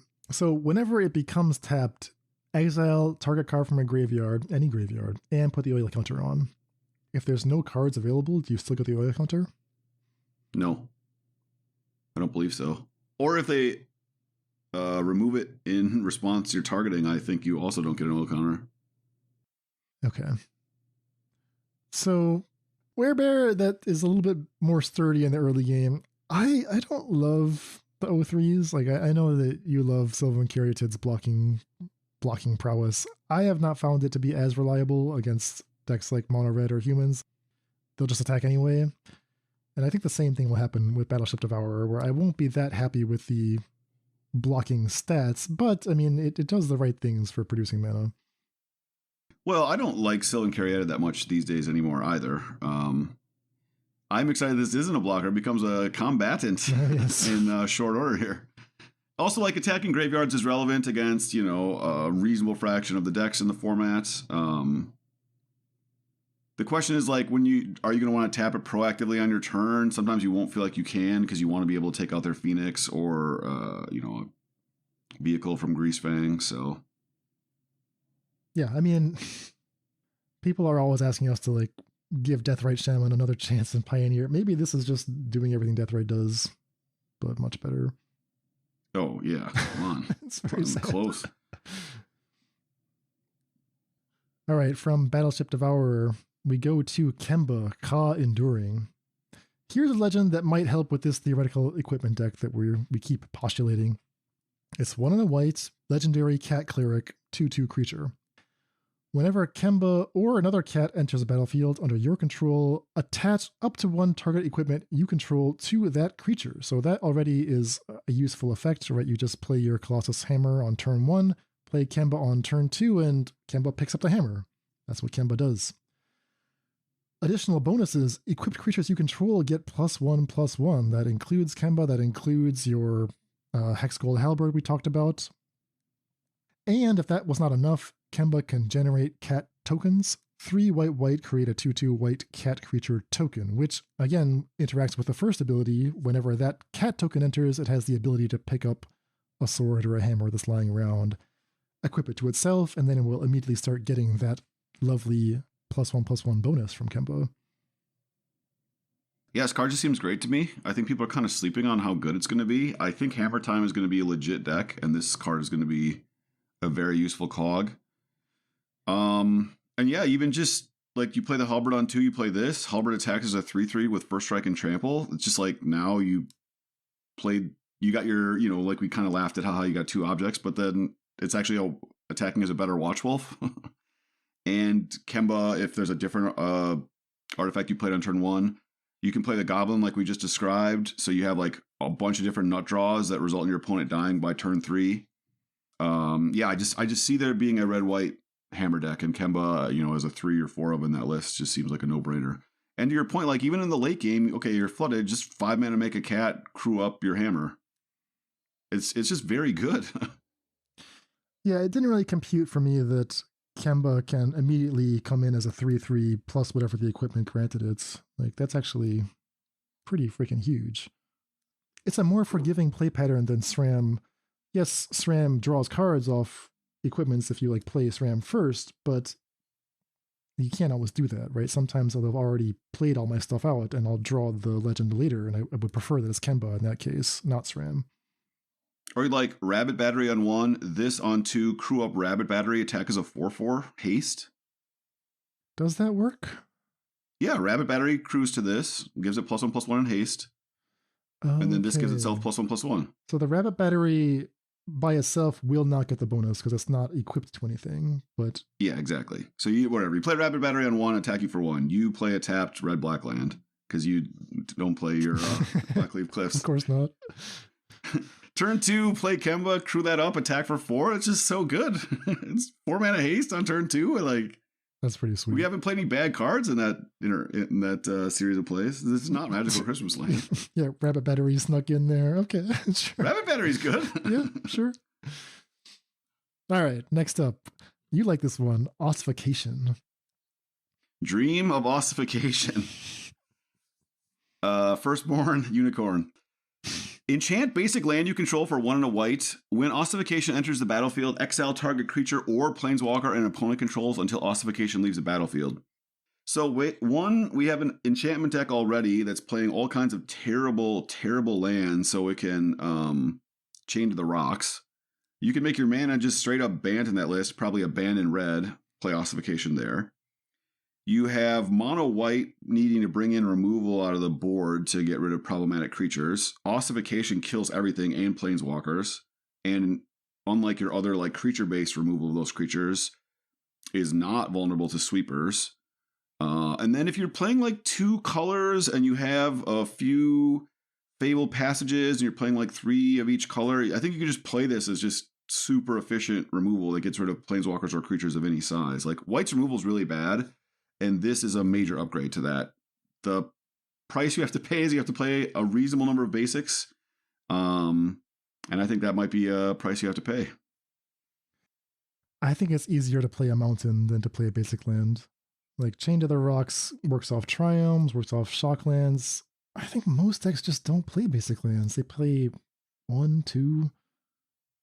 Unless you're specifically talking about like a 2-color or 1-color deck with Field of Ruins and Fabled Passages. Well, that's the world we need to live in. Okay. I mean, white blue is playing a 1 white sorcery, right? That exiles for a number of basic planes you have. There's builds of white blue control. This is just better than that. Because you don't have to play 7 planes anymore. They're playing 27 lands in their deck. You just need 1 basic in play. But that counts non-basic planes, though. That counts your Shocklands and Triumphs. This does not. Right, but this just needs 1. This needs 1 basic. Okay. Well, interesting. It gets rid of planeswalkers, too. White has not had an efficient way to ever get rid of planeswalkers like this. 2 mana, Dreadbore. Okay. I could be wrong. I just don't see it. You also don't like Dreadbore, to be fair, That's so true. I guess you're being consistent. All right, more removal options on 2 mana. How about Sheoldred's Edict? 1 and a black instant. Choose 1. Each opponent sacrifices a non-token creature. Each opponent sacrifices a creature token. Each opponent sacrifices a planeswalker. So just an edict, but you get a little more optionality, and they still get to choose, but you get to choose first. Do you like this card, Dan? I think the edicts are just not up to snuff in Constructed anymore. So for that reason, no, but I think this gets around most of the drawbacks that edicts have had. Yeah, I think this is by far the best edict ever printed, and I think it's going to actually see play in the format. The one weakness I think it has is Greasefang actually plays a lot of non-token creatures, like real creatures, and so it actually isn't good there, which is kind of a bummer. Yeah. I mean, I want the ability to, like, for sure kill the thing I want to kill, and edicts just generally don't do that. So unless there's like a specific axe-proof thing, or if I'm like really worried about a deck that plays both 1 planeswalker and 1 creature at a time, I just don't think I would choose this. Yeah, I'm just thinking of this as like against mono green, right? Like this can kill Elf on 2 if you're on the play, but on the draw it kills their Kiora or Karn because they'll play one of those planeswalkers. Like no other card can do this. Okay. Reactively, obviously, counter magic is good in all those formats. So, black has had a ton of removal added to it. That's very good. I think this is another piece of the puzzle. I don't think it like changes the equation, but this card is just really good in certain matchups, and so I think I'd at least consider it. Do you like this next card, Anoint with Affliction? Yeah, so 1 black instant, exile target creature if it has mana value 3 or less, and then corrupted, exile that creature instead if its controller has 3 or more poison counters. So basically, if you get your opponent to 3 or more poison counters, this is 1 black, exile target creature. No conditions. If you're a deck that is going to be doing this toxic thing, if you're going to be proliferating, this is the best removal spell by far in the format. It kills literally everything. Are you going to get to Corrupted? I don't know, but in theory, while you get to Corrupted, this kills all the things your opponent is playing on turn 1 and turn 2 and turn 3 while you're hitting them with Venser and proliferating or whatever. Does get Greasefang, very relevant. Kills all the relevant creatures out of red-black except for specifically Sheoldred. In theory, by then, you get up to the right mana cost or the right corrupted level. Old Growth Troll, I think, is an important one. Exiles that, which very few cards do. Yeah, okay, great. Yeah, I didn't think of that. Great point. However, I mean, it's competing exactly with Sheoldred's Affliction. So let's say I am trying to play a 2 black to destroy something. Sheoldred's Affliction kills planeswalkers, and this will never kill a planeswalker. And that's a bit of a concern for me. Yeah. All right. Well, one to keep in mind for that Venser Proliferate. But it is crazy, like the black removal spells, right? So you have Power Word Kill, Go for the Throat, Dreadbore, Fatal Push is the best one. So you're 4 of those, and you got to play like 2 to 4 of these other ones. Then Anoint with Affliction, obviously not a consideration if you're not a deck that has the Dream of Corrupting. You have the Edict we just described. Some people are main decking Abrades now. So you're like 2 mana sweet. You can even play the 1 to black, destroy target creature or planeswalker if it costs 3 or less. The options are like through the roof. I recommend like playing one of a couple of them, and then you get really mad when you draw the one that's bad. Like you draw your Go for the Throat, your opponent crews up Chariot, and you're like, what the hell? I'm just checking right now to see if there are any other cards in Pioneer that can exile 3 or less for 2 black. Actually, there are not. So even without the toxic thing, this is still a unique effect, right? There's Legion's End gets 2 or less. Yeah. Epic Downfall gets 3 or more. Despark gets 4 or more. So yeah, this is actually unique. This is what America's been wanting. All right, from the removal section, we move on to the speculative brew around artifacts. This one is for you, David. Is Tablet of Completion. 2 mana artifact. Tap, put an oil counter on it. Tap, add a colorless mana to your mana pool. Activate only if it has 2 or more oil counters on it. 1 mana, tap it, draw a card. Activate only if it has 5 or more oil counters on it. So if we play this on turn 2, on turn 3, we cast our Proliferate card. We get to spend 4 mana that turn. We get to Proliferate and we get to cast Negate or Censor or whatever with our tablet. If they don't play into our Censor, we add another counter. We're at 3 now. Now we untap with 4 lands in play and tablet. Are they going to make us spend a 5th mana? If not, we're going to go to 4 oil counters. And as soon as we have 5, the game is over. They just have to play into all our counter magic, play into all our sweepers. Otherwise, we're just drawing a card a turn. When do you imagine that's going to happen? Getting 5 oil counters on this? All the time? It's got to be in play for so long. You have to choose between tapping for mana or tapping to put oil on it. But here's the thing. If you're tapping to get mana out of this, that's already good. If you're using all your mana as a control deck, then you're just in great shape. All right, so leaving aside the anticipate for a second, by itself, it's play it, tap immediately for an oil. Next turn, tap for oil. So it's 2 full turns where you haven't got anything yet off the tablet. And from then on, you're maybe getting mana. Yeah, without the Proliferate effect or any Proliferate effects in your deck, it's very similar to the, what's that 1 in a blue enchantment where you can like scry the top card of your deck into your graveyard during your upkeep, and then if you have like 7 cards in your graveyard, it flips into a land? Oh, Search for Azcanta? Yeah, it's like a Search for Azcanta that makes mana way earlier. It's better than Search for Azcanta, which is totally unplayable. Every time someone plays against me, I just smile. I'm like, oh, I have a chance to win this game. It comes down super early in the control mirror. Yeah, I think this card is sweet. Remembering there's a land called Karn's Bastion that proliferates for 4 and tap. So now we can have it all. We can tap this Tablet of Completion for mana to activate Karn's Bastion, put more oil on the tablet, make the Hollow Sentry for Venser, do everything. Can you lose the game if you do that? I don't think so. All right, the next card here is one that I initially dismissed because it only triggers once a turn, but David, you pointed out that I was perhaps wrong to do so. We're talking about Vran Executioner Thane.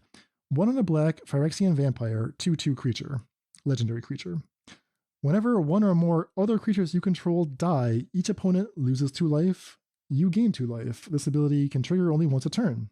So my thought process was, if it's worth doing things like this, it's worth doing them a bunch of times. And I really don't want to be restricted by having it trigger only once a turn. Well, first of all, it's once on your turn, once on their turn. And the way that the Cat Oven decks work is a lot of times there's triggers on both turns. So that's 4 life per turn cycle. So that's shielded. This is just another card. You can't play 5 devils. They've been pretty clear about that. This is a 5th card that basically changes the math on races, right? It's another card that to spend removal on in your deck that doesn't really care that much about removal because you're playing this Cat Oven thing. So as long as you're trading resources while the Cat Oven is just cycling, you're just in good shape. So it's actually worth a lot on the battlefield, even though it only triggers once per turn cycle, or per turn. Yeah. Not per turn cycle, per turn. Okay. So like you activate your cat thing on your turn, then you block with your cat on their turn. Yeah. This just shielded it, but it did it, for 2 mana less. So they have to kill it. They can't leave it in play. Interesting. And then the next turn, okay, they spent their removal spell. Now I play my devil. Also a cheap vampire, if that matters. A cheap legend, if that matters. Some things to like about Thran. Yeah, the vampire sacrifices to do 3, gain 3. The vampire planeswalker. So that's kind of cool. Like now it's a 5 mana drain. True. Yeah, okay. I like that. And with Vran, we have concluded the 2 drops. We move on. On to 3 mana. Up the curve.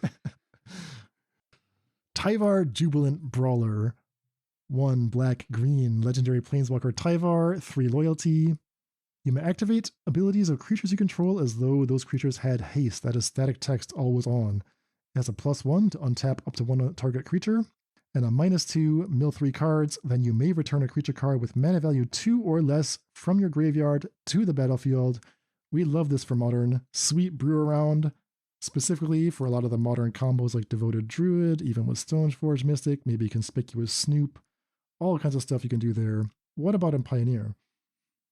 Yeah, this has a bunch of combos there. You have Archfiend's Vessel, you have Priest of Forgotten Gods, Black-Green Elves, the reflection half of Kiki Jiki. Speeding that up a turn has been really relevant, when you give it haste and various fire shells. Now you don't need to play it with fires. Vanifar, Fiend Artisan, Fauna Shaman. Okay. So there's a lot of different ways you can do stuff with this. Like, get back Fauna Shaman, like, pitch a bunch of random shit in your graveyard, find the card you want. There's got to be some combo there. I haven't thought through what the payoffs are, but so Fable of the Mirror Breaker, turn 3 play. Turn 4 Tyvar. You can use Tyvar if you want. Turn 5, the Fable comes back with haste. You can do it twice. That's pretty sweet. Yeah. The 03 that exiles a card from the graveyard, you just put extra oil counters on it. Okay. Yeah, I mean, this is definitely a brew around card. I think this is one of the ones that's, it should be high on our list of cards to explore. It's sweet in both formats, and it really makes you go searching for the most delicious interactions. Agree. And it can be used in a bunch of different ways, right? It's just be a value card in Black-Green Elves, but it can be full-on combo. It can find your combo, like mill to find the 2-drop. Mm-hmm.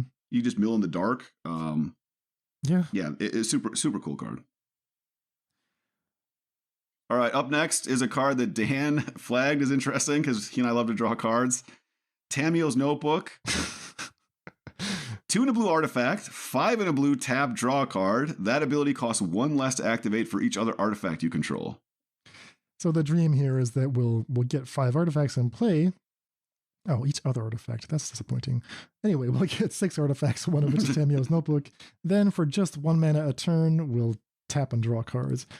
Kind of funny, this is the 5th card in this set alone that provides a personal Howling Mind if you set it up right. We talked about Tablet of Completion just now. There's also Phyrexian Arena. There's Norn's something or other, which we skipped. This one, I mean, you can sort of imagine setting this up. Whether one-sided Howling Minds are actually good is... I won't answer that question right now.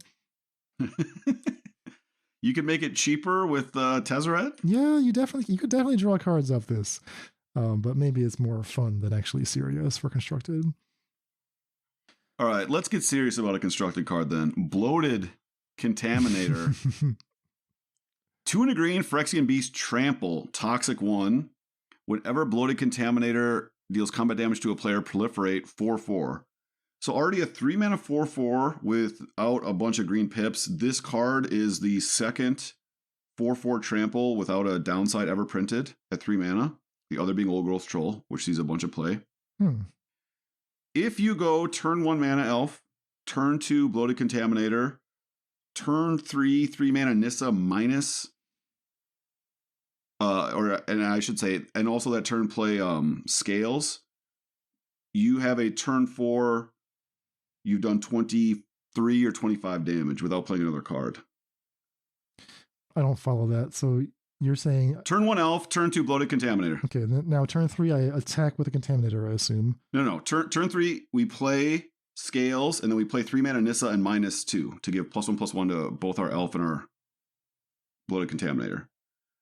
The +1/+1's double, so Bloated Contaminator becomes a 6/6 and the Elf becomes a 3/3. Okay. We attack with the Contaminator, so it's only turn 3. They don't have a 6 toughness in front of it, so let's just say they take all 6. They take 6, we proliferate. Okay. Nissa goes up to 2 counters on Nissa. The Elf becomes a 5/5, and Bloated Contaminator becomes an 8/8. And then on the next turn, because Nissa now has 2 loyalty again, we don't cast any other spells. We just -2 Nissa, give another +2/+2 to each. So we're attacking with a 10/10 Bloated Contaminator and a 7/7 Mana Elf. And we did 6 on our last turn. Well, I like that. The issue that I'm seeing is that Bloated Contaminator does not inherently come with any +1/+1 counters. You're having to like find those from somewhere. So that makes it, you have to add that extra piece, right? The fourth piece of the combo is the Nissa or Invigorating Hot Springs, if you're me. That's what I will be trying with this. But yeah, it'd be sweet to have this bloated thrumming bird growing itself every time it connects. Yeah, I just think there's enough effects to do it. Aspirant will be in the deck that I'm going to propose. The green-white fight card that gives a +1/+1 counter will be in the deck that I propose. Oh, Dramoka's Command. Yeah, Dramoka's Command. You just need to get one on there. Obviously, Aspirant's just a playable card. Aspirant's always been the best card in Scales. Just attacking with a 4/4, the thing that makes this intriguing to me is a 4/4 in turn 2 that I attack with is just good. Okay, we didn't get a +1/+1. That's a bummer. It's not the end of the world. I mean, still just playing a 4/4 in turn 2 and attacking with it, that's all Old Growth Troll does, and that's good enough sometimes. So you don't even need, you're not playing an underpowered card hoping you have some crazy combos with +1s. Of course, if you do, you just win. But if not, you're still attacking with a 4/4 trample in turn 3. It's insane. That's interesting. Okay, so this is the throwing bird that we want, right? The 3 mana. This is the thrumming bird that rebuilds a mono green beatdown shell, is what I'm saying. This card I think is very good. It works incredibly well with Aspirant. It works incredibly well with Scales. It works incredibly well with 3 mana Nissa. Quirion Beast Caller or whatever, the 2 mana 2/2 that gets a +1/+1 every time you cast a creature spell. That's another card that's just inherently powerful in your deck full of Llanowar elves, etc. What's that green that comes with a +1/+1 counter that you can use to give it hexproof? It's like a troll. Oh, yeah. It's a troll. I don't remember what it's called. That's nice with Proliferate as well in that beatdown space. Okay. Yeah, so lots of cards. You can play the green-white card that doubles +1/+1 counters as well in white. I mean, that card plus Nissa, if you don't draw your Bloated Contaminator, that card is awesome. So, okay. Yeah. Maybe better than I thought. Moving down to 3 drops. Oh, we still have 3 drops left. We still have 3 drops. All right, it's go time. We proceed to the Blade of Shared Souls. 2 and a blue artifact equipment. For Mirrodin, comes into play attached to a 2/2 rebel creature token. Equips for 2. Whenever Blade of Shared Souls becomes attached to a creature, you may have it become a copy of another target creature you control for as long as a Blade of Shared Souls is attached. Yeah, so 3 mana copy your own creature is really cool. The fact that the equip cost is very low is very interesting too. So this is just like a floating clone after they kill your original clone. It does equip for free to your 1 red dude. I always forget his name. Oh, the Fervent Champion. Yeah. Equips for free to Fervent Champion if that is ever relevant. Yeah, it has a come into play ability, so if you're like blinking this artifact, just keep getting 2/2s over and over again. This card's very interesting to me. The MDFC that is a 3 mana clone your own creature is very good. So this is kind of competing directly with it, I think, for some slots, but oh yeah, the Glasspool Mimic. Yeah, it's interesting. Yep. So not an obvious place to use Blade of Shared Souls, but it's actually pretty sweet and a reasonable base rate. Another 3-drop that I like, although David is a little more skeptical, Glissa Sunslayer. 1 black-green legendary Phyrexian zombie elf. 3/3, first strike, death touch. What a combo. First strike and death touch. Whenever Glissa Sunslayer deals combat damage to a player, choose 1. Draw a card and lose a life, or destroy an enchantment, or remove up to 3 counters from target permanent. For me, this does enough. Like, yes, it is just a creature that needs to attack and block to do anything, but what an attacker and blocker it is. And actually, these abilities all seem good to me. They're definitely not going to block this. So if they don't specifically have a kill spell that can kill a 3-drop, 3 toughness creature, which there are not that many of them that do that, he says confidently, we'll be connecting every single turn with Glissa Sunslayer. I see this card existing mostly in EDH where you can attack someone else and then like they let you hit them so you can blow up a powerful enchantment that a third player controls. Okay, sure. We don't play any 3-drops. I don't believe in Pioneer that don't have come into play abilities.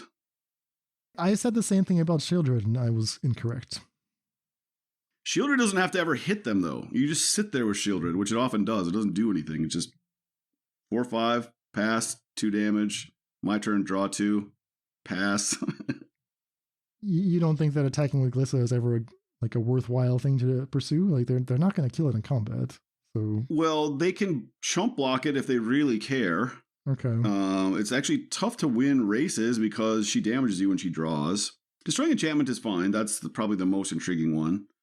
I just think she dies so easily. She dies to red removal, right? That's just a red to kill her at instant speed.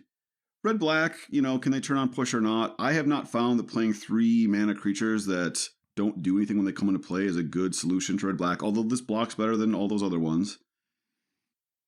Yeah, the 1 red 3, 1 red blue X3 that draws a card whenever you discard. You and Zach are always bad mouthing her. She draws way more cards than Glissa does. It's just not even close.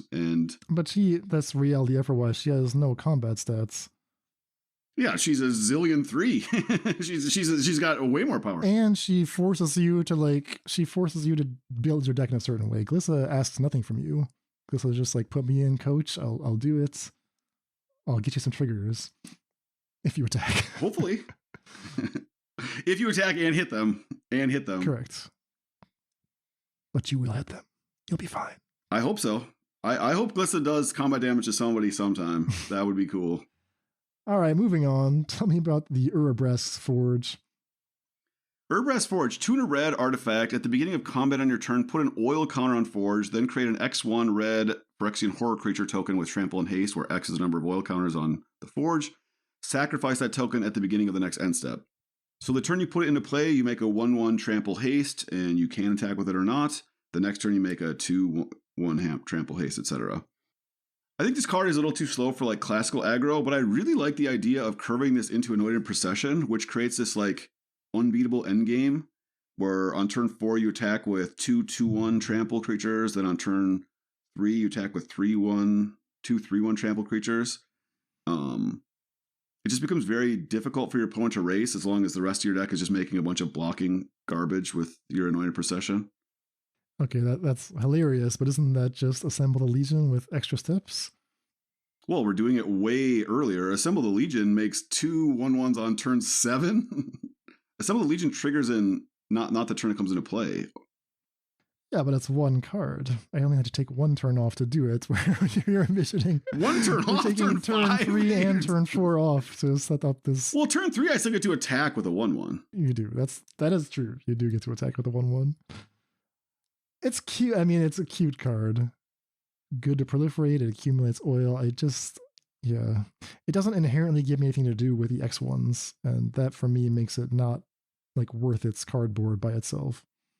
Yeah, exactly. Like you either need to find a way to accelerate the rate at which it gains the counters, accelerate the number of tokens in the way I'm describing, or find a use for all that oil, right? If you're like building your Filigree, whatever, Sylex deck to, you do some damage with your attackers and then you turn that oil into 10 damage on your opponent or something. That is Urabrask Forge. David, would you like to make a case for the Mirran Safehouse, or is this more of just a fun card? I think it's interesting with Lotus Field specifically. The issue, though, is that Lotus Field is actually better in play if you can get it in play because it's not targetable. The graveyards are very targetable in Pioneer. Everyone's packing ways to hate the graveyard after board. The cool thing about Safehouse, where I actually think it'll see play, is the turn that you're trying to go crazy with Karn, you can actually find Safehouse. A lot of times you will have played multiple Nykthoses, and you'll have Legend Build one of the graveyard. So I think this will just allow your combo turns to be most explosive. I think that's the way it'll see play. It's just a 1/of in the Karn board. But I think it's worth thinking about like a 3-mana Lotus Field on turn 3 that, you kind of get to ramp up to 7 drops without having to do some of the other things the Lotus Field asks you to do. Or maybe you're doing both. And what is this miraculous card, you may be wondering? Well, it's Mirran Safehouse 3-mana artifact. As long as it's on the battlefield, it has all activated abilities of all land cards in all graveyards. So, really interesting twist on a mana rock. Is there like a lands combo, like piecing together the abilities of multiple lands. Well, not in Pioneer, and actually not even in Modern, but apparently in Legacy, you can combine Mutavault and Griffin Canyon to get a unlimited changeling, million Griffin changeling an attack, which would be sweet. Yeah, that's from Frank Karsten. Awesome work by Frank as usual. I never thought of it. I forget. I mean, I've played with Griffin Canyon in my youth, but I did not remember the card. That's super cool. Yeah. All right, on to a more responsible 3-drop. How about Malcator, Purity Overseer? Yeah, 1 white and a blue for a Phyrexian Elephant Wizard. When it enters the battlefield, create a 3/3 colorless Phyrexian Golem artifact creature token. At the beginning of your end step, if there are 3 or more artifacts have entered the battlefield under your control, you get another one. This card is insane to me. Now, I had a weird love for Blade Splicer back when that was a thing you could do in Modern. This does not give first strike to those golems, but the ability to get a second one is very, very reasonable. It makes one by itself. You can play artifact lands that turn. You can play Mox Amber. This is a legend. There's a bunch of playable 1-mana artifacts now. Yeah, super cool card. I love Blade Splicer as well, and Blade Splicer is not Pioneer legal, so this brings the Blade Splicer option to Pioneer. That alone makes it an intriguing card. Now, whether you're ever going to trigger the second ability, I tend to think that it's just not going to be worth doing. Like, you just described a way to do it, right? Like, you build your deck with a certain density of artifacts, with Ingenious Smiths or whatever. But isn't it just easier to blink the Malcator? Like, if I want a second 3/3, shouldn't I just blink it? Get a second 3/3? Yeah, it'd be cool if, like, once they're in a blue moon, I generate 3 artifacts in one turn. But I probably won't. Yeah, I think you don't want to be all in. Like, some people are talking about, you play your 1-mana artifact that taps for a mana if you tap a creature on turn 1. Then turn 2 you play like Ornithopter, play this, and then play, an artifact land or whatever. Darksteel Citadel, sure. Yeah. I think going all in and playing like cards like Ornithopter to try to do this on turn 2 are not worth it. But every card I'm describing is cards like I've already been experimenting with all the cards I'm describing. Like playing Mox Amber in a deck with a bunch of legends is something I'm interested in doing. This is a legend. Playing Mox Amber and artifact lands in a deck with Ingenious Smith is a thing I'm interested in doing. Playing Ingenious Smith on turn 2 to find, one of those 2 artifacts is a thing I'm interested in doing. Your opponent probably is going to have to spend their turn killing the Smith. Like, in that scenario, I'm not all in on doubling up the token. It's just a very real possibility that I can do it while still playing all cards I want to play. Yeah, that makes sense. All right, so that's Malcator, Purity Overseer. Jace the Perfected Mind, I'll refer you to our Modern episode. We had some comments on Pioneer there as well. Which brings us next to Sword of Forge and Frontier, the first Pioneer legal sword, and this is the red-green one. It's 3-mana artifact, equipment, equips for 2, and gives +2/+2 and protection from red and from green. What are the abilities? Well, whenever the equipped creature deals combat damage to a player, you exile the top 2 cards of your library. You may play them this turn, only this turn. You may also play an additional land this turn. Are swords good? I mean, this is the question that I still don't quite understand, because there's always the hype for the sword, like, oh, what's the next sword going to be? And then the silence, because no one ever plays them. Yeah, and this one is interesting. So, okay, it's good against mono green in theory. They can't block it ever. However, they're playing Karn. So maybe you can't ever equip this.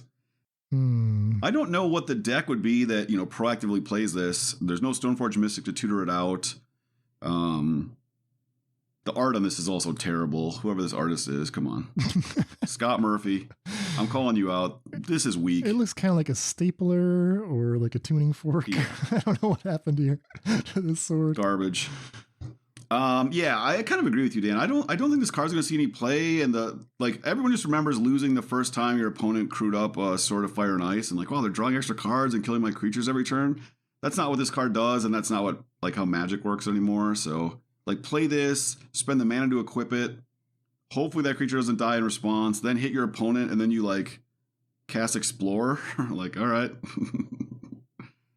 I actually think the trigger is quite powerful. I'm imagining, okay, Fervent Champion, turn 1, turn 3, Sword of Forge and Frontier, equip it to the champion for free, connect for 3 damage. Maybe I exile a land and a 1-drop. Wouldn't that be sweet? So much advantage there. It's ramping and drawing 2 cards. Yeah, I think the problem, though, is like you're ramping in a deck that clearly doesn't care about the ramp because you're playing cards like you just listed a 1-drop and artifact you're equipping for free. Well, I need more mana to equip my Sword of Fortune Frontier. I think the key part about the black-green and the red-blue sword, which are the two swords that have seen a ton of play, is that they gave you a bunch of mana back right away, or they affected the board. Like being able to shock and kill a creature would be awesome. Yeah. You know, you kill a goblin token, you kill the 3/2 vampire, you kill a mana elf, you finish off a planeswalker. This doesn't do any of that. So like you're ramping in a deck that isn't built to necessarily ramp. Obviously, looking at 2 cards is fine, but you have to play them that turn. I don't think it's going to see very much play. Next up, we have Miglaw's Maze Crusher. 1 red-green, legendary Phyrexian beast. 4/4, enters with 5 oil counters and has 3 activated abilities that let you trade those oil counters for value. The first one is pay 1, remove 1 oil counter to give Vigilance and Menace to Miglaw's till end of turn. Pay 2 and remove 2 oil counters from Miglaw's to give +2/+2 until end of turn. Or pay 3 and remove 3 oil counters from Miglaw's, destroy an artifact or enchantment. Decent stats, right? 3/3 for 4 and a legend. It's not amazing. I think that, we're thinking about, okay, maybe Bard class. Do we want some more fair creatures, similar to Hajar being another Bard class beefy play? If we're going to move away from the combo build of Bard class and just play fair beatdown, I could imagine Miglaw's being a fine card to have there. Yeah, and then in like the red-green Kiora deck, this is kind of a cool card. Like it draws a card with Kiora. You do have this like combo ability to give it Menace, and then all of a sudden it's attacking for 8. And it is a main deckable way to have a destroy target artifact or enchantment like in your deck, if that matters. Yeah, I think if you ever untap with this and oil counters on it, you'll be very happy at your options. But yeah, the base rate just might not be good enough for a creature that doesn't actually have an ETB. Yeah, could be. All right, what's next? Unctus Grand Metatect. 1 blue legendary creature, Phyrexian Vidalcan. Other blue creatures you control have, whenever this creature becomes tapped, draw a card, then discard a card. Other artifact creatures you control get +1/+1. And then a Phyrexian blue mana. Until end of turn, target creature you control becomes a blue artifact in addition to its other colors and types. Activate only as a sorcery. So you have all this passive looting you can generate. It is also a lord for artifact creatures. So if you have a bunch of mites or whatever running around, it just does a lot of stuff. It kind of reminds us, of course, of the Architect, which is a modern card we've tooled around with a lot. Doesn't generate mana like that, but does reward you for having blue and artifact creatures. I wonder if in the lore this is supposed to be the same creature as Grand Architect. Like it got Phyrexianized and now he's Unctus the Metatect. Interesting that the first ability doesn't actually give you any mechanism for tapping blue creatures, except, I guess you would need to turn them sideways. Right. Well, it works great with the Architect. It does. Yeah, I would love to see Grand Architect and Pioneer. That would be amazing. This, for me, like, I just, the most attractive ability is the one that also doesn't quite make sense for me in a blue deck. I like that Unctus is itself an artifact that is helpful. Yeah, it also, when it taps, it doesn't get to loot, so you need other blue creatures, which is kind of a bummer. Yeah. It does so much, though. Somebody creative is going to do something with it. I don't know what it would do, but it has all the text lines are interesting. All right, that concludes the 3-drops. We move on now to the less playable cards. Higher on the curve, we'll give a brief mention to Luca Bound to Ruin. This is a completed 5-drop, so you can play it on 4 if you want. Its abilities are +1 to add red-green, spend that only on creature spells or activating creature abilities. -1 to create a 3/3 Phyrexian Beast token with Toxic 1. -4, Luca deals X damage divided as you choose. Among any number of target creatures and or planeswalkers, X has the greatest power among creatures you control as you activated this ability. So it's locked in. When you activate it, you distribute the damage at that time when there's no killing your creature in response, etc., etc. 5 to cast, one of which is Phyrexian, so it's either 5 loyalty or 3 loyalty. Yeah, surprising that this isn't actually more powerful. I don't think this card is particularly good. It seems weaker than Chandra, even if you pay the full 5 for it. You need to have a big creature in play to use its most powerful ability. The mana only being used to cast creature spells is actually a huge downside. One of the things that was cool about Chandra is you got to plus her and still stomp. You cannot do this with Luca. Yes. Making a 3/3 with Toxic 1 doesn't really matter that much because red and green are not toxic colors. So you'll probably, again, end up doing, like 9 damage to your opponent with all these 3/3s, and they'll have 3 poison counters. I don't think this card does enough on flat rate. There's no synergies in these particular colors. It doesn't line up with the things that red and green are doing in the format right now. So, yeah, I think just a miss for me. I agree. However, Nahiri the Unforgiving, this one I do like. This is another completed Planeswalker, so 4 to cast Nahiri for 5 loyalty, or 3 mana to cast Nahiri for 3 loyalty in Boros colors. We talked about this in our Modern episode. It's got 2+1s. The first one is to force a creature to attack a player until next turn. Why does that exist? That's a terrible ability. Well, it's good for multiplayer, and it protects Nahiri. Yeah. Right? It means they can't attack Nahiri. The second +1, discard a card, then draw a card. So that's rummaging. However, it's the forgiving kind, where even if you're empty-handed, it does draw a card. And the really exciting part was the ultimate, which is not actually an ultimate. It's just a 0 ability. Exile target creature or equipment card with mana value less than Nahiri's loyalty from your graveyard. Create a token that's a copy of that card. It gains haste. Exile it at the end step. Yeah, I think this is a card that is going to encourage people to at least try Mardu Greasefang. I think Mardu is just way worse than Abzan, but this card is awesome. It brings back Greasefang if you pay the full 4. It can bring back Blood Harvester as basically a removal spell that also gives you future looting. You can bring back Extraction Specialist. I am partial to Humble Defector. That's a super cool effect this can bring back. It's all about the 0. If you aren't using the 0, then I don't think this does very much for you. That Bloodtithe Harvester line is disgusting. So turn 2, Bloodtithe Harvester. Turn 3, just sack the Harvester. Doesn't require any mana. You just killed something. Nahiri for 3. Ultimate her, quote unquote ultimate. Get the Bloodtithe Harvester back. Now you have 2 blood. You kill something else. You can kill an Old Growth Troll with that. And you still have a 3 loyalty Nahiri in play. Like, you did that and you didn't lose any loyalty. Yeah.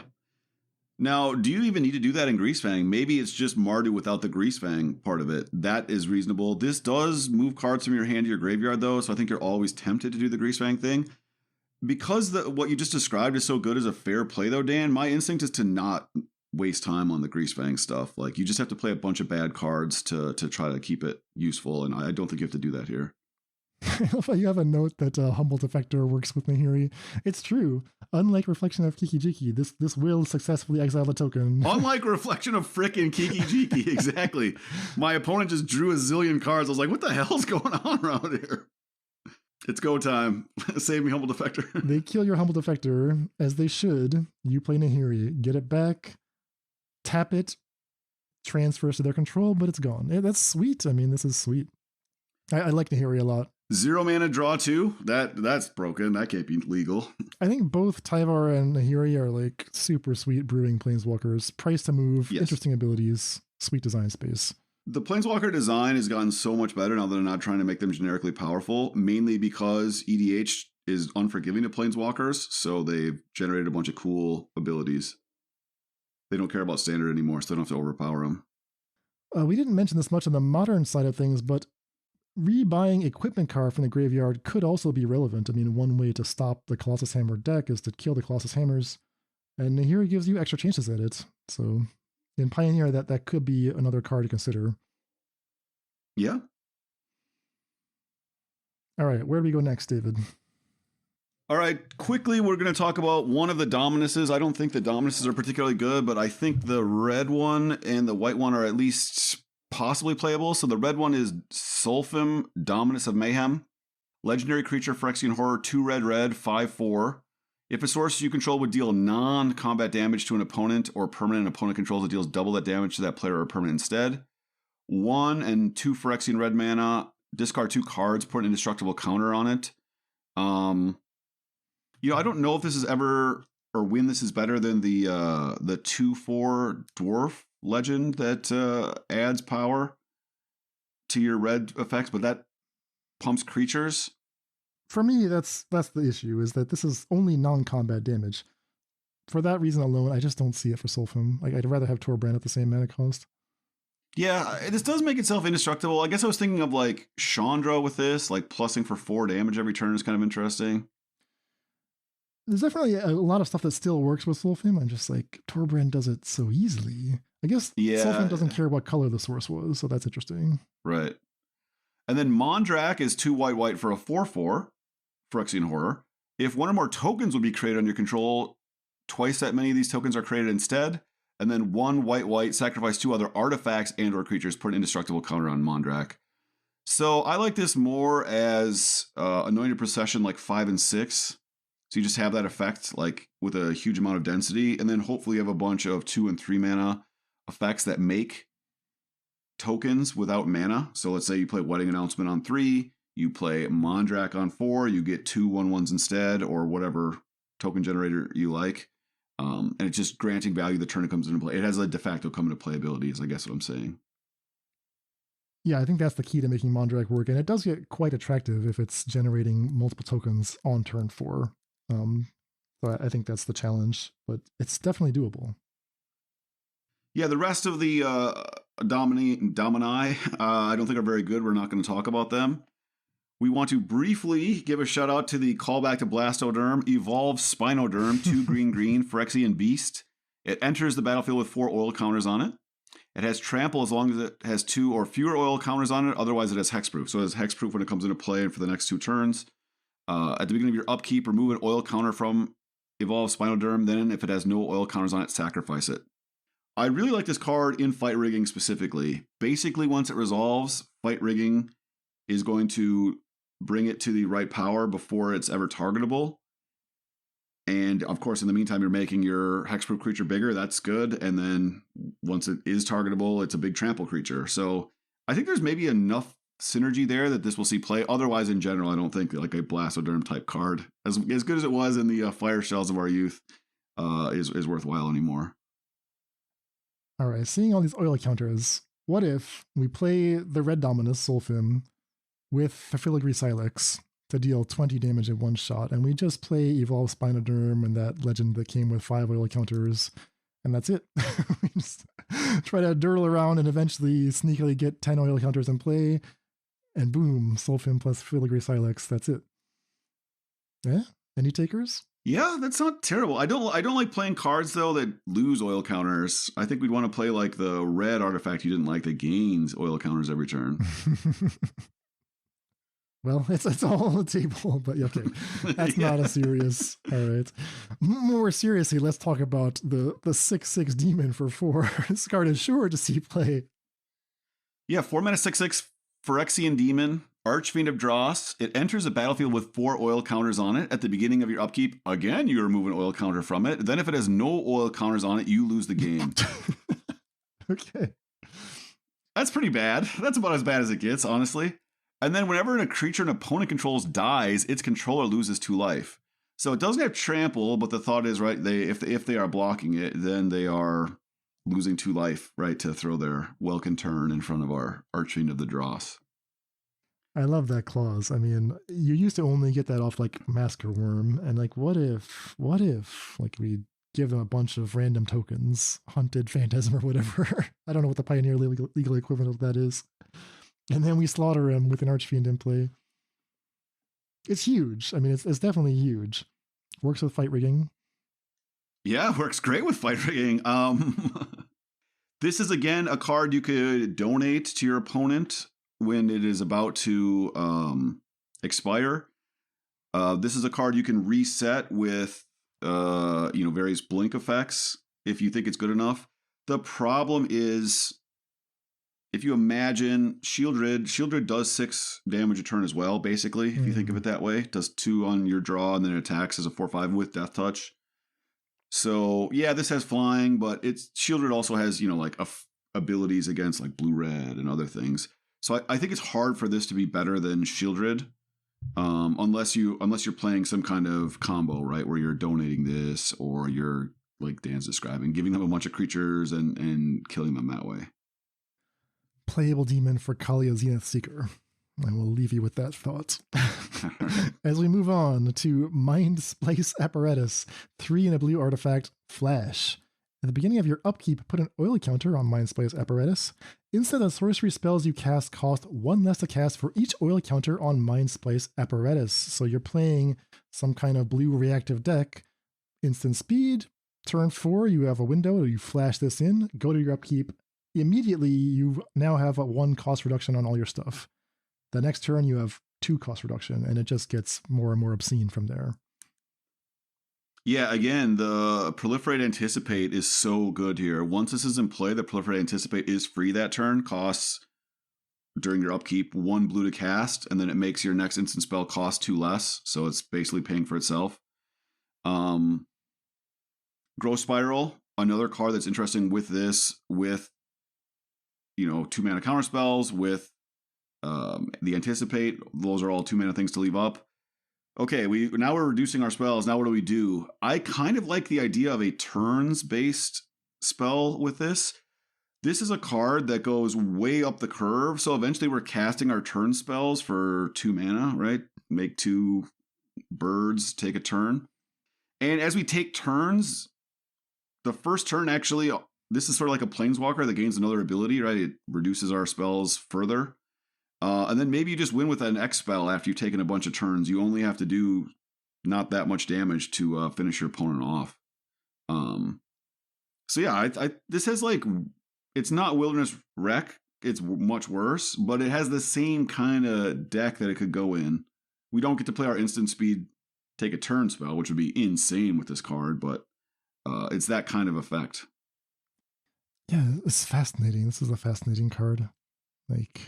Massive cost reduction. We were looking at Urza a couple of weeks ago, and we were trying to figure out what's the best thing we can do once we have all this cost reduction.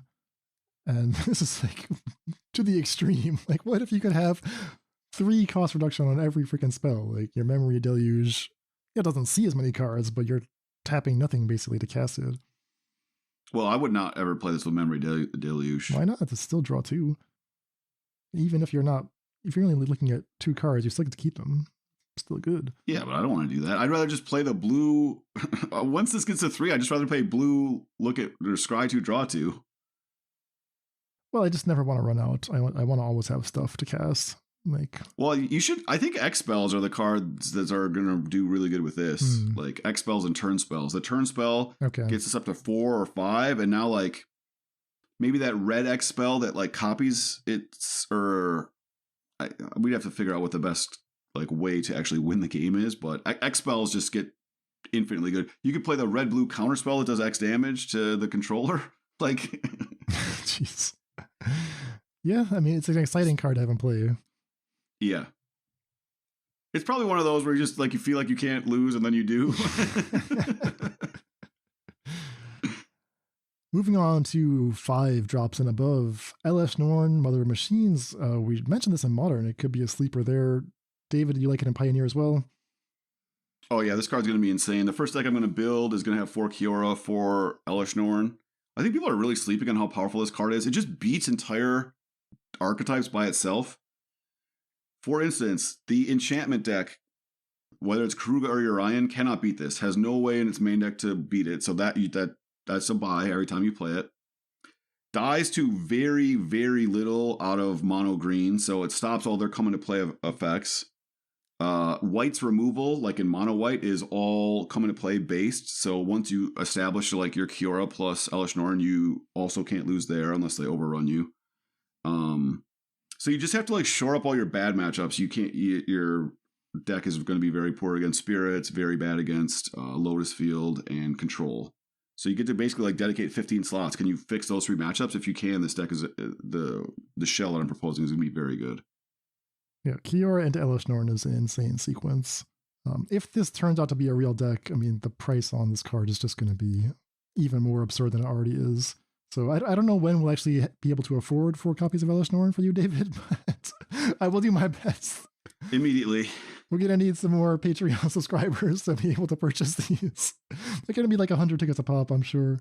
But it's just so nice, too, because you get to play the white removal, which is all coming to play based. So some number of ossifications, some number of portable holes, the white enchantment that can be channeled to blink.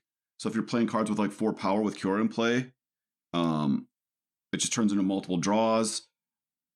Chariot is a card that's going to be in this deck. Like, it kind of builds itself in a certain way once you think about it. You can play some number of Storm the Festival.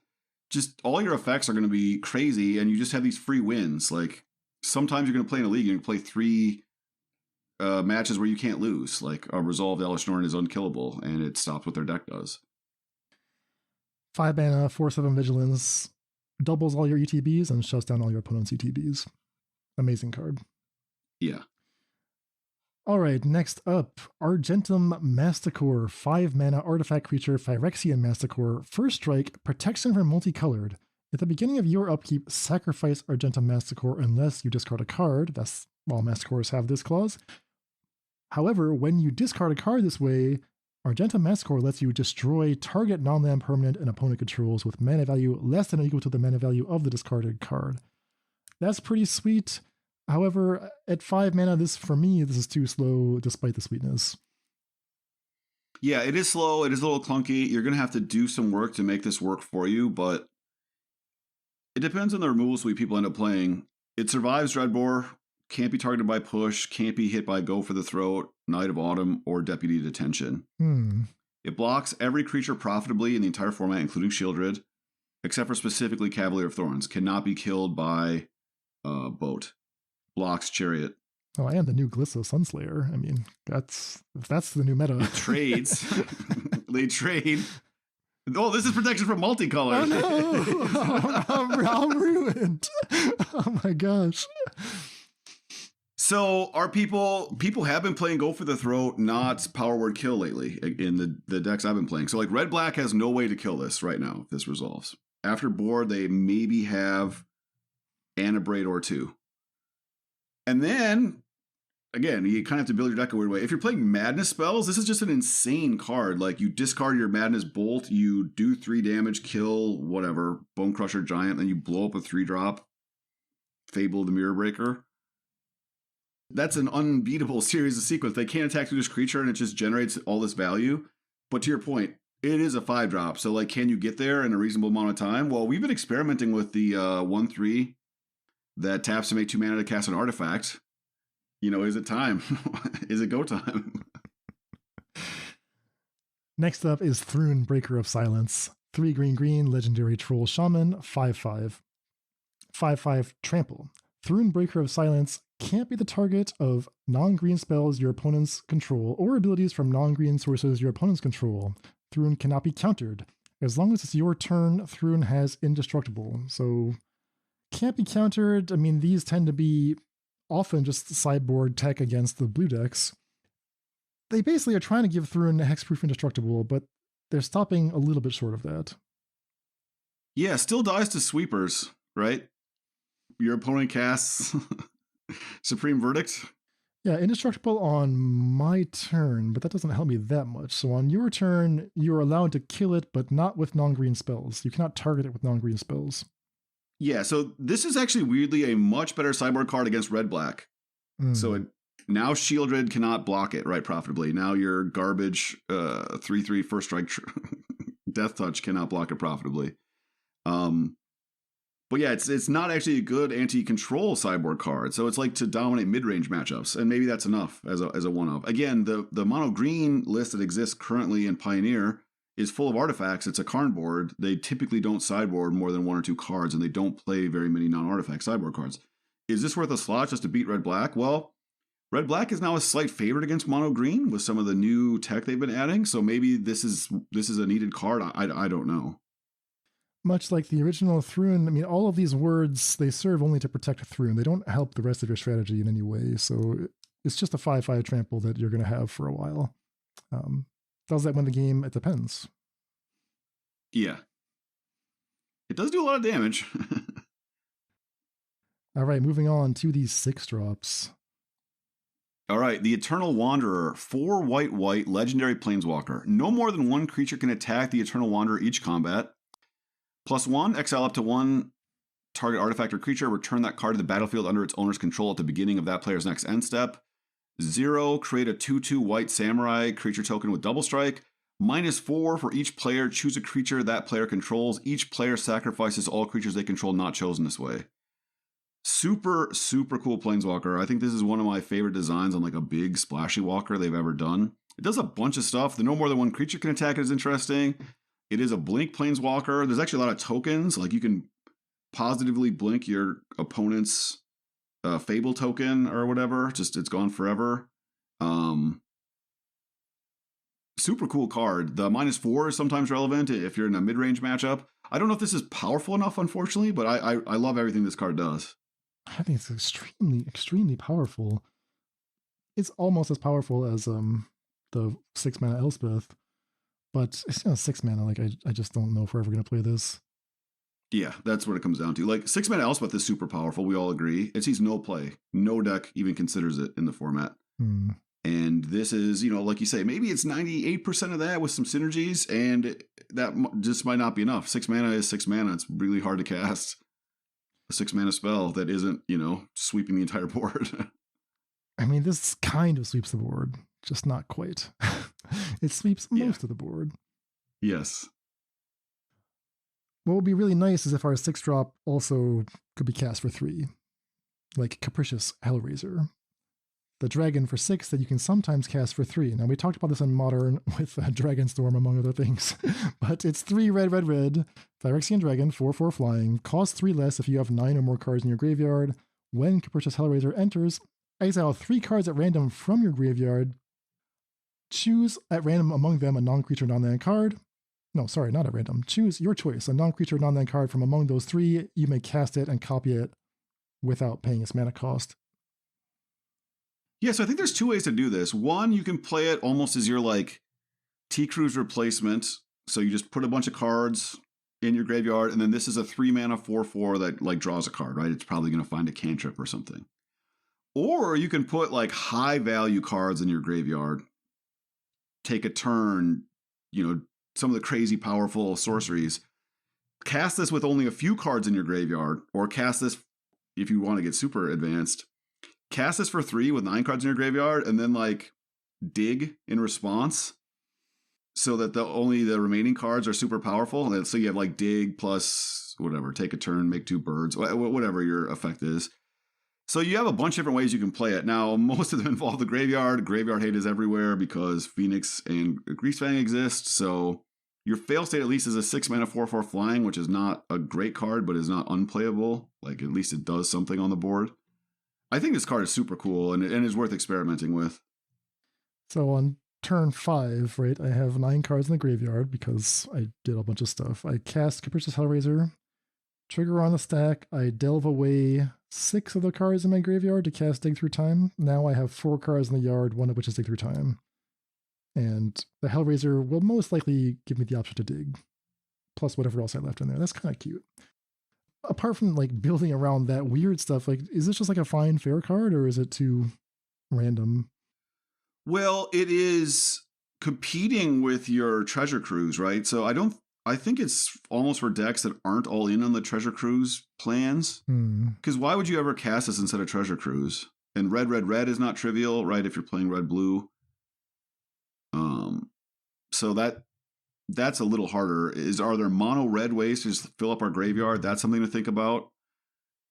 But the other thing I was thinking is like you can like Neoform a 4-drop into Goblin Dark Dwellers, then Dark Dwellers targets Neoform Dark Dwellers into Hellraiser. So it's like as long as you can, whatever, your 4-drop is some kind of looting effect that puts the instant or sorcery you want in your graveyard, then you can like Capricious Hellraiser on turn 4 pretty reasonably into whatever crazy spell you want.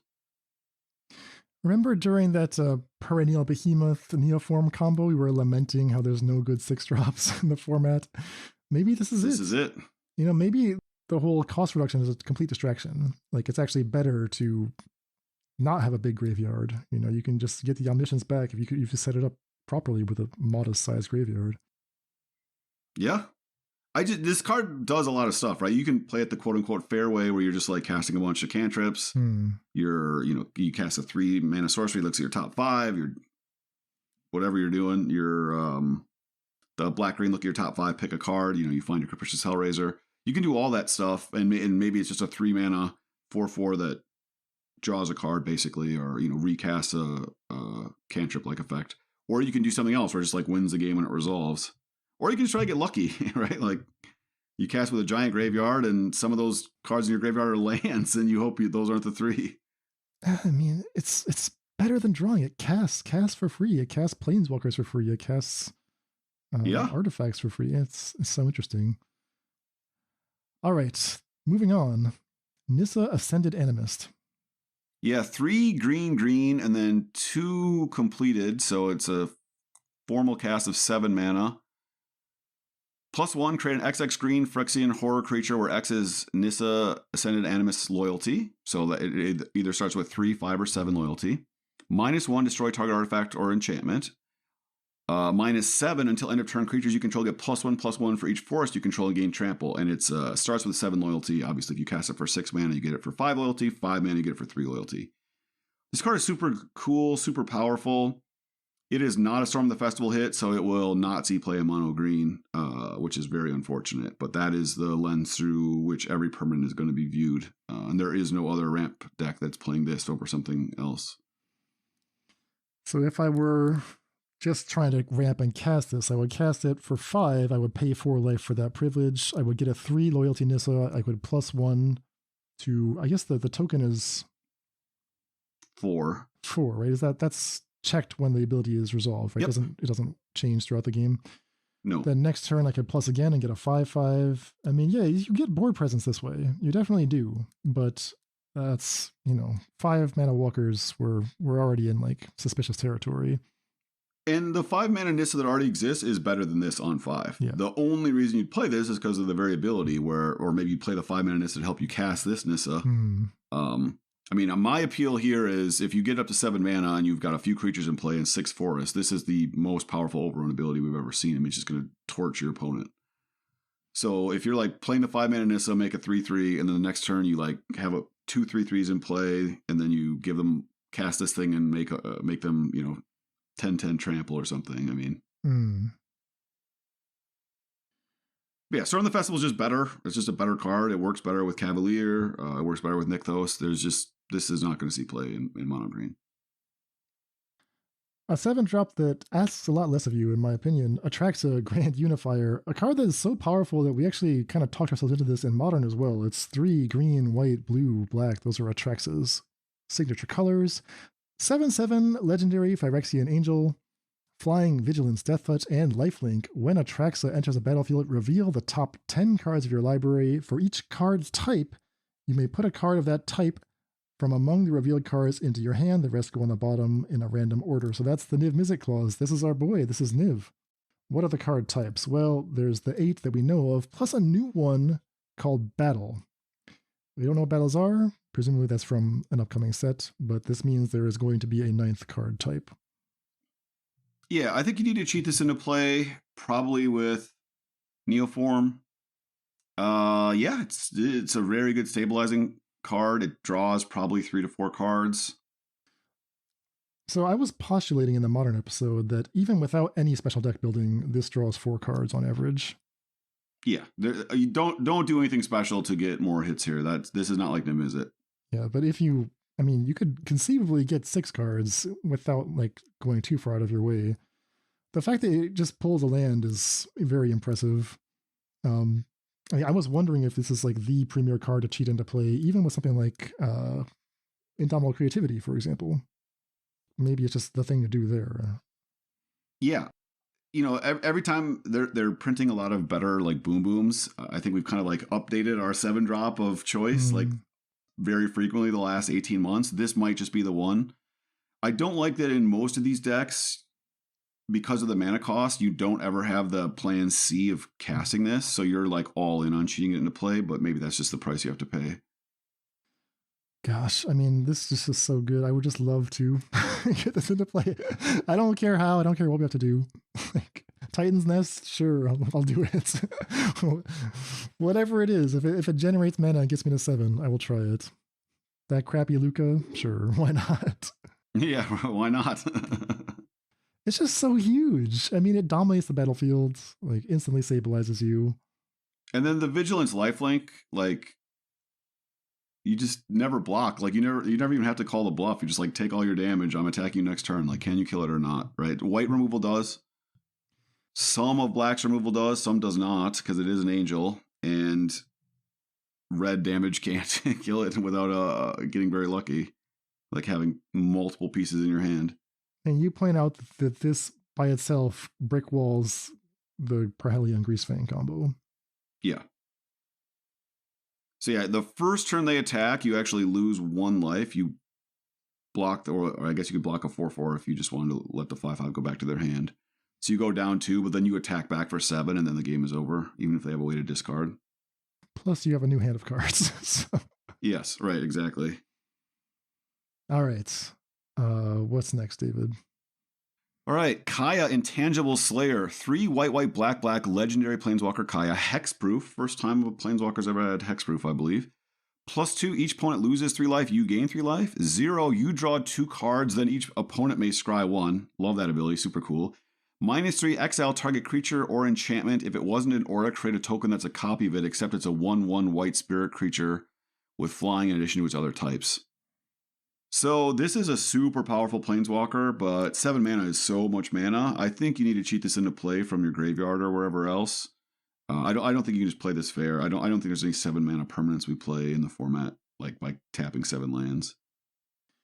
Is she powerful enough that you can even consider her over an Ugin, gone into the realm of cheating into play?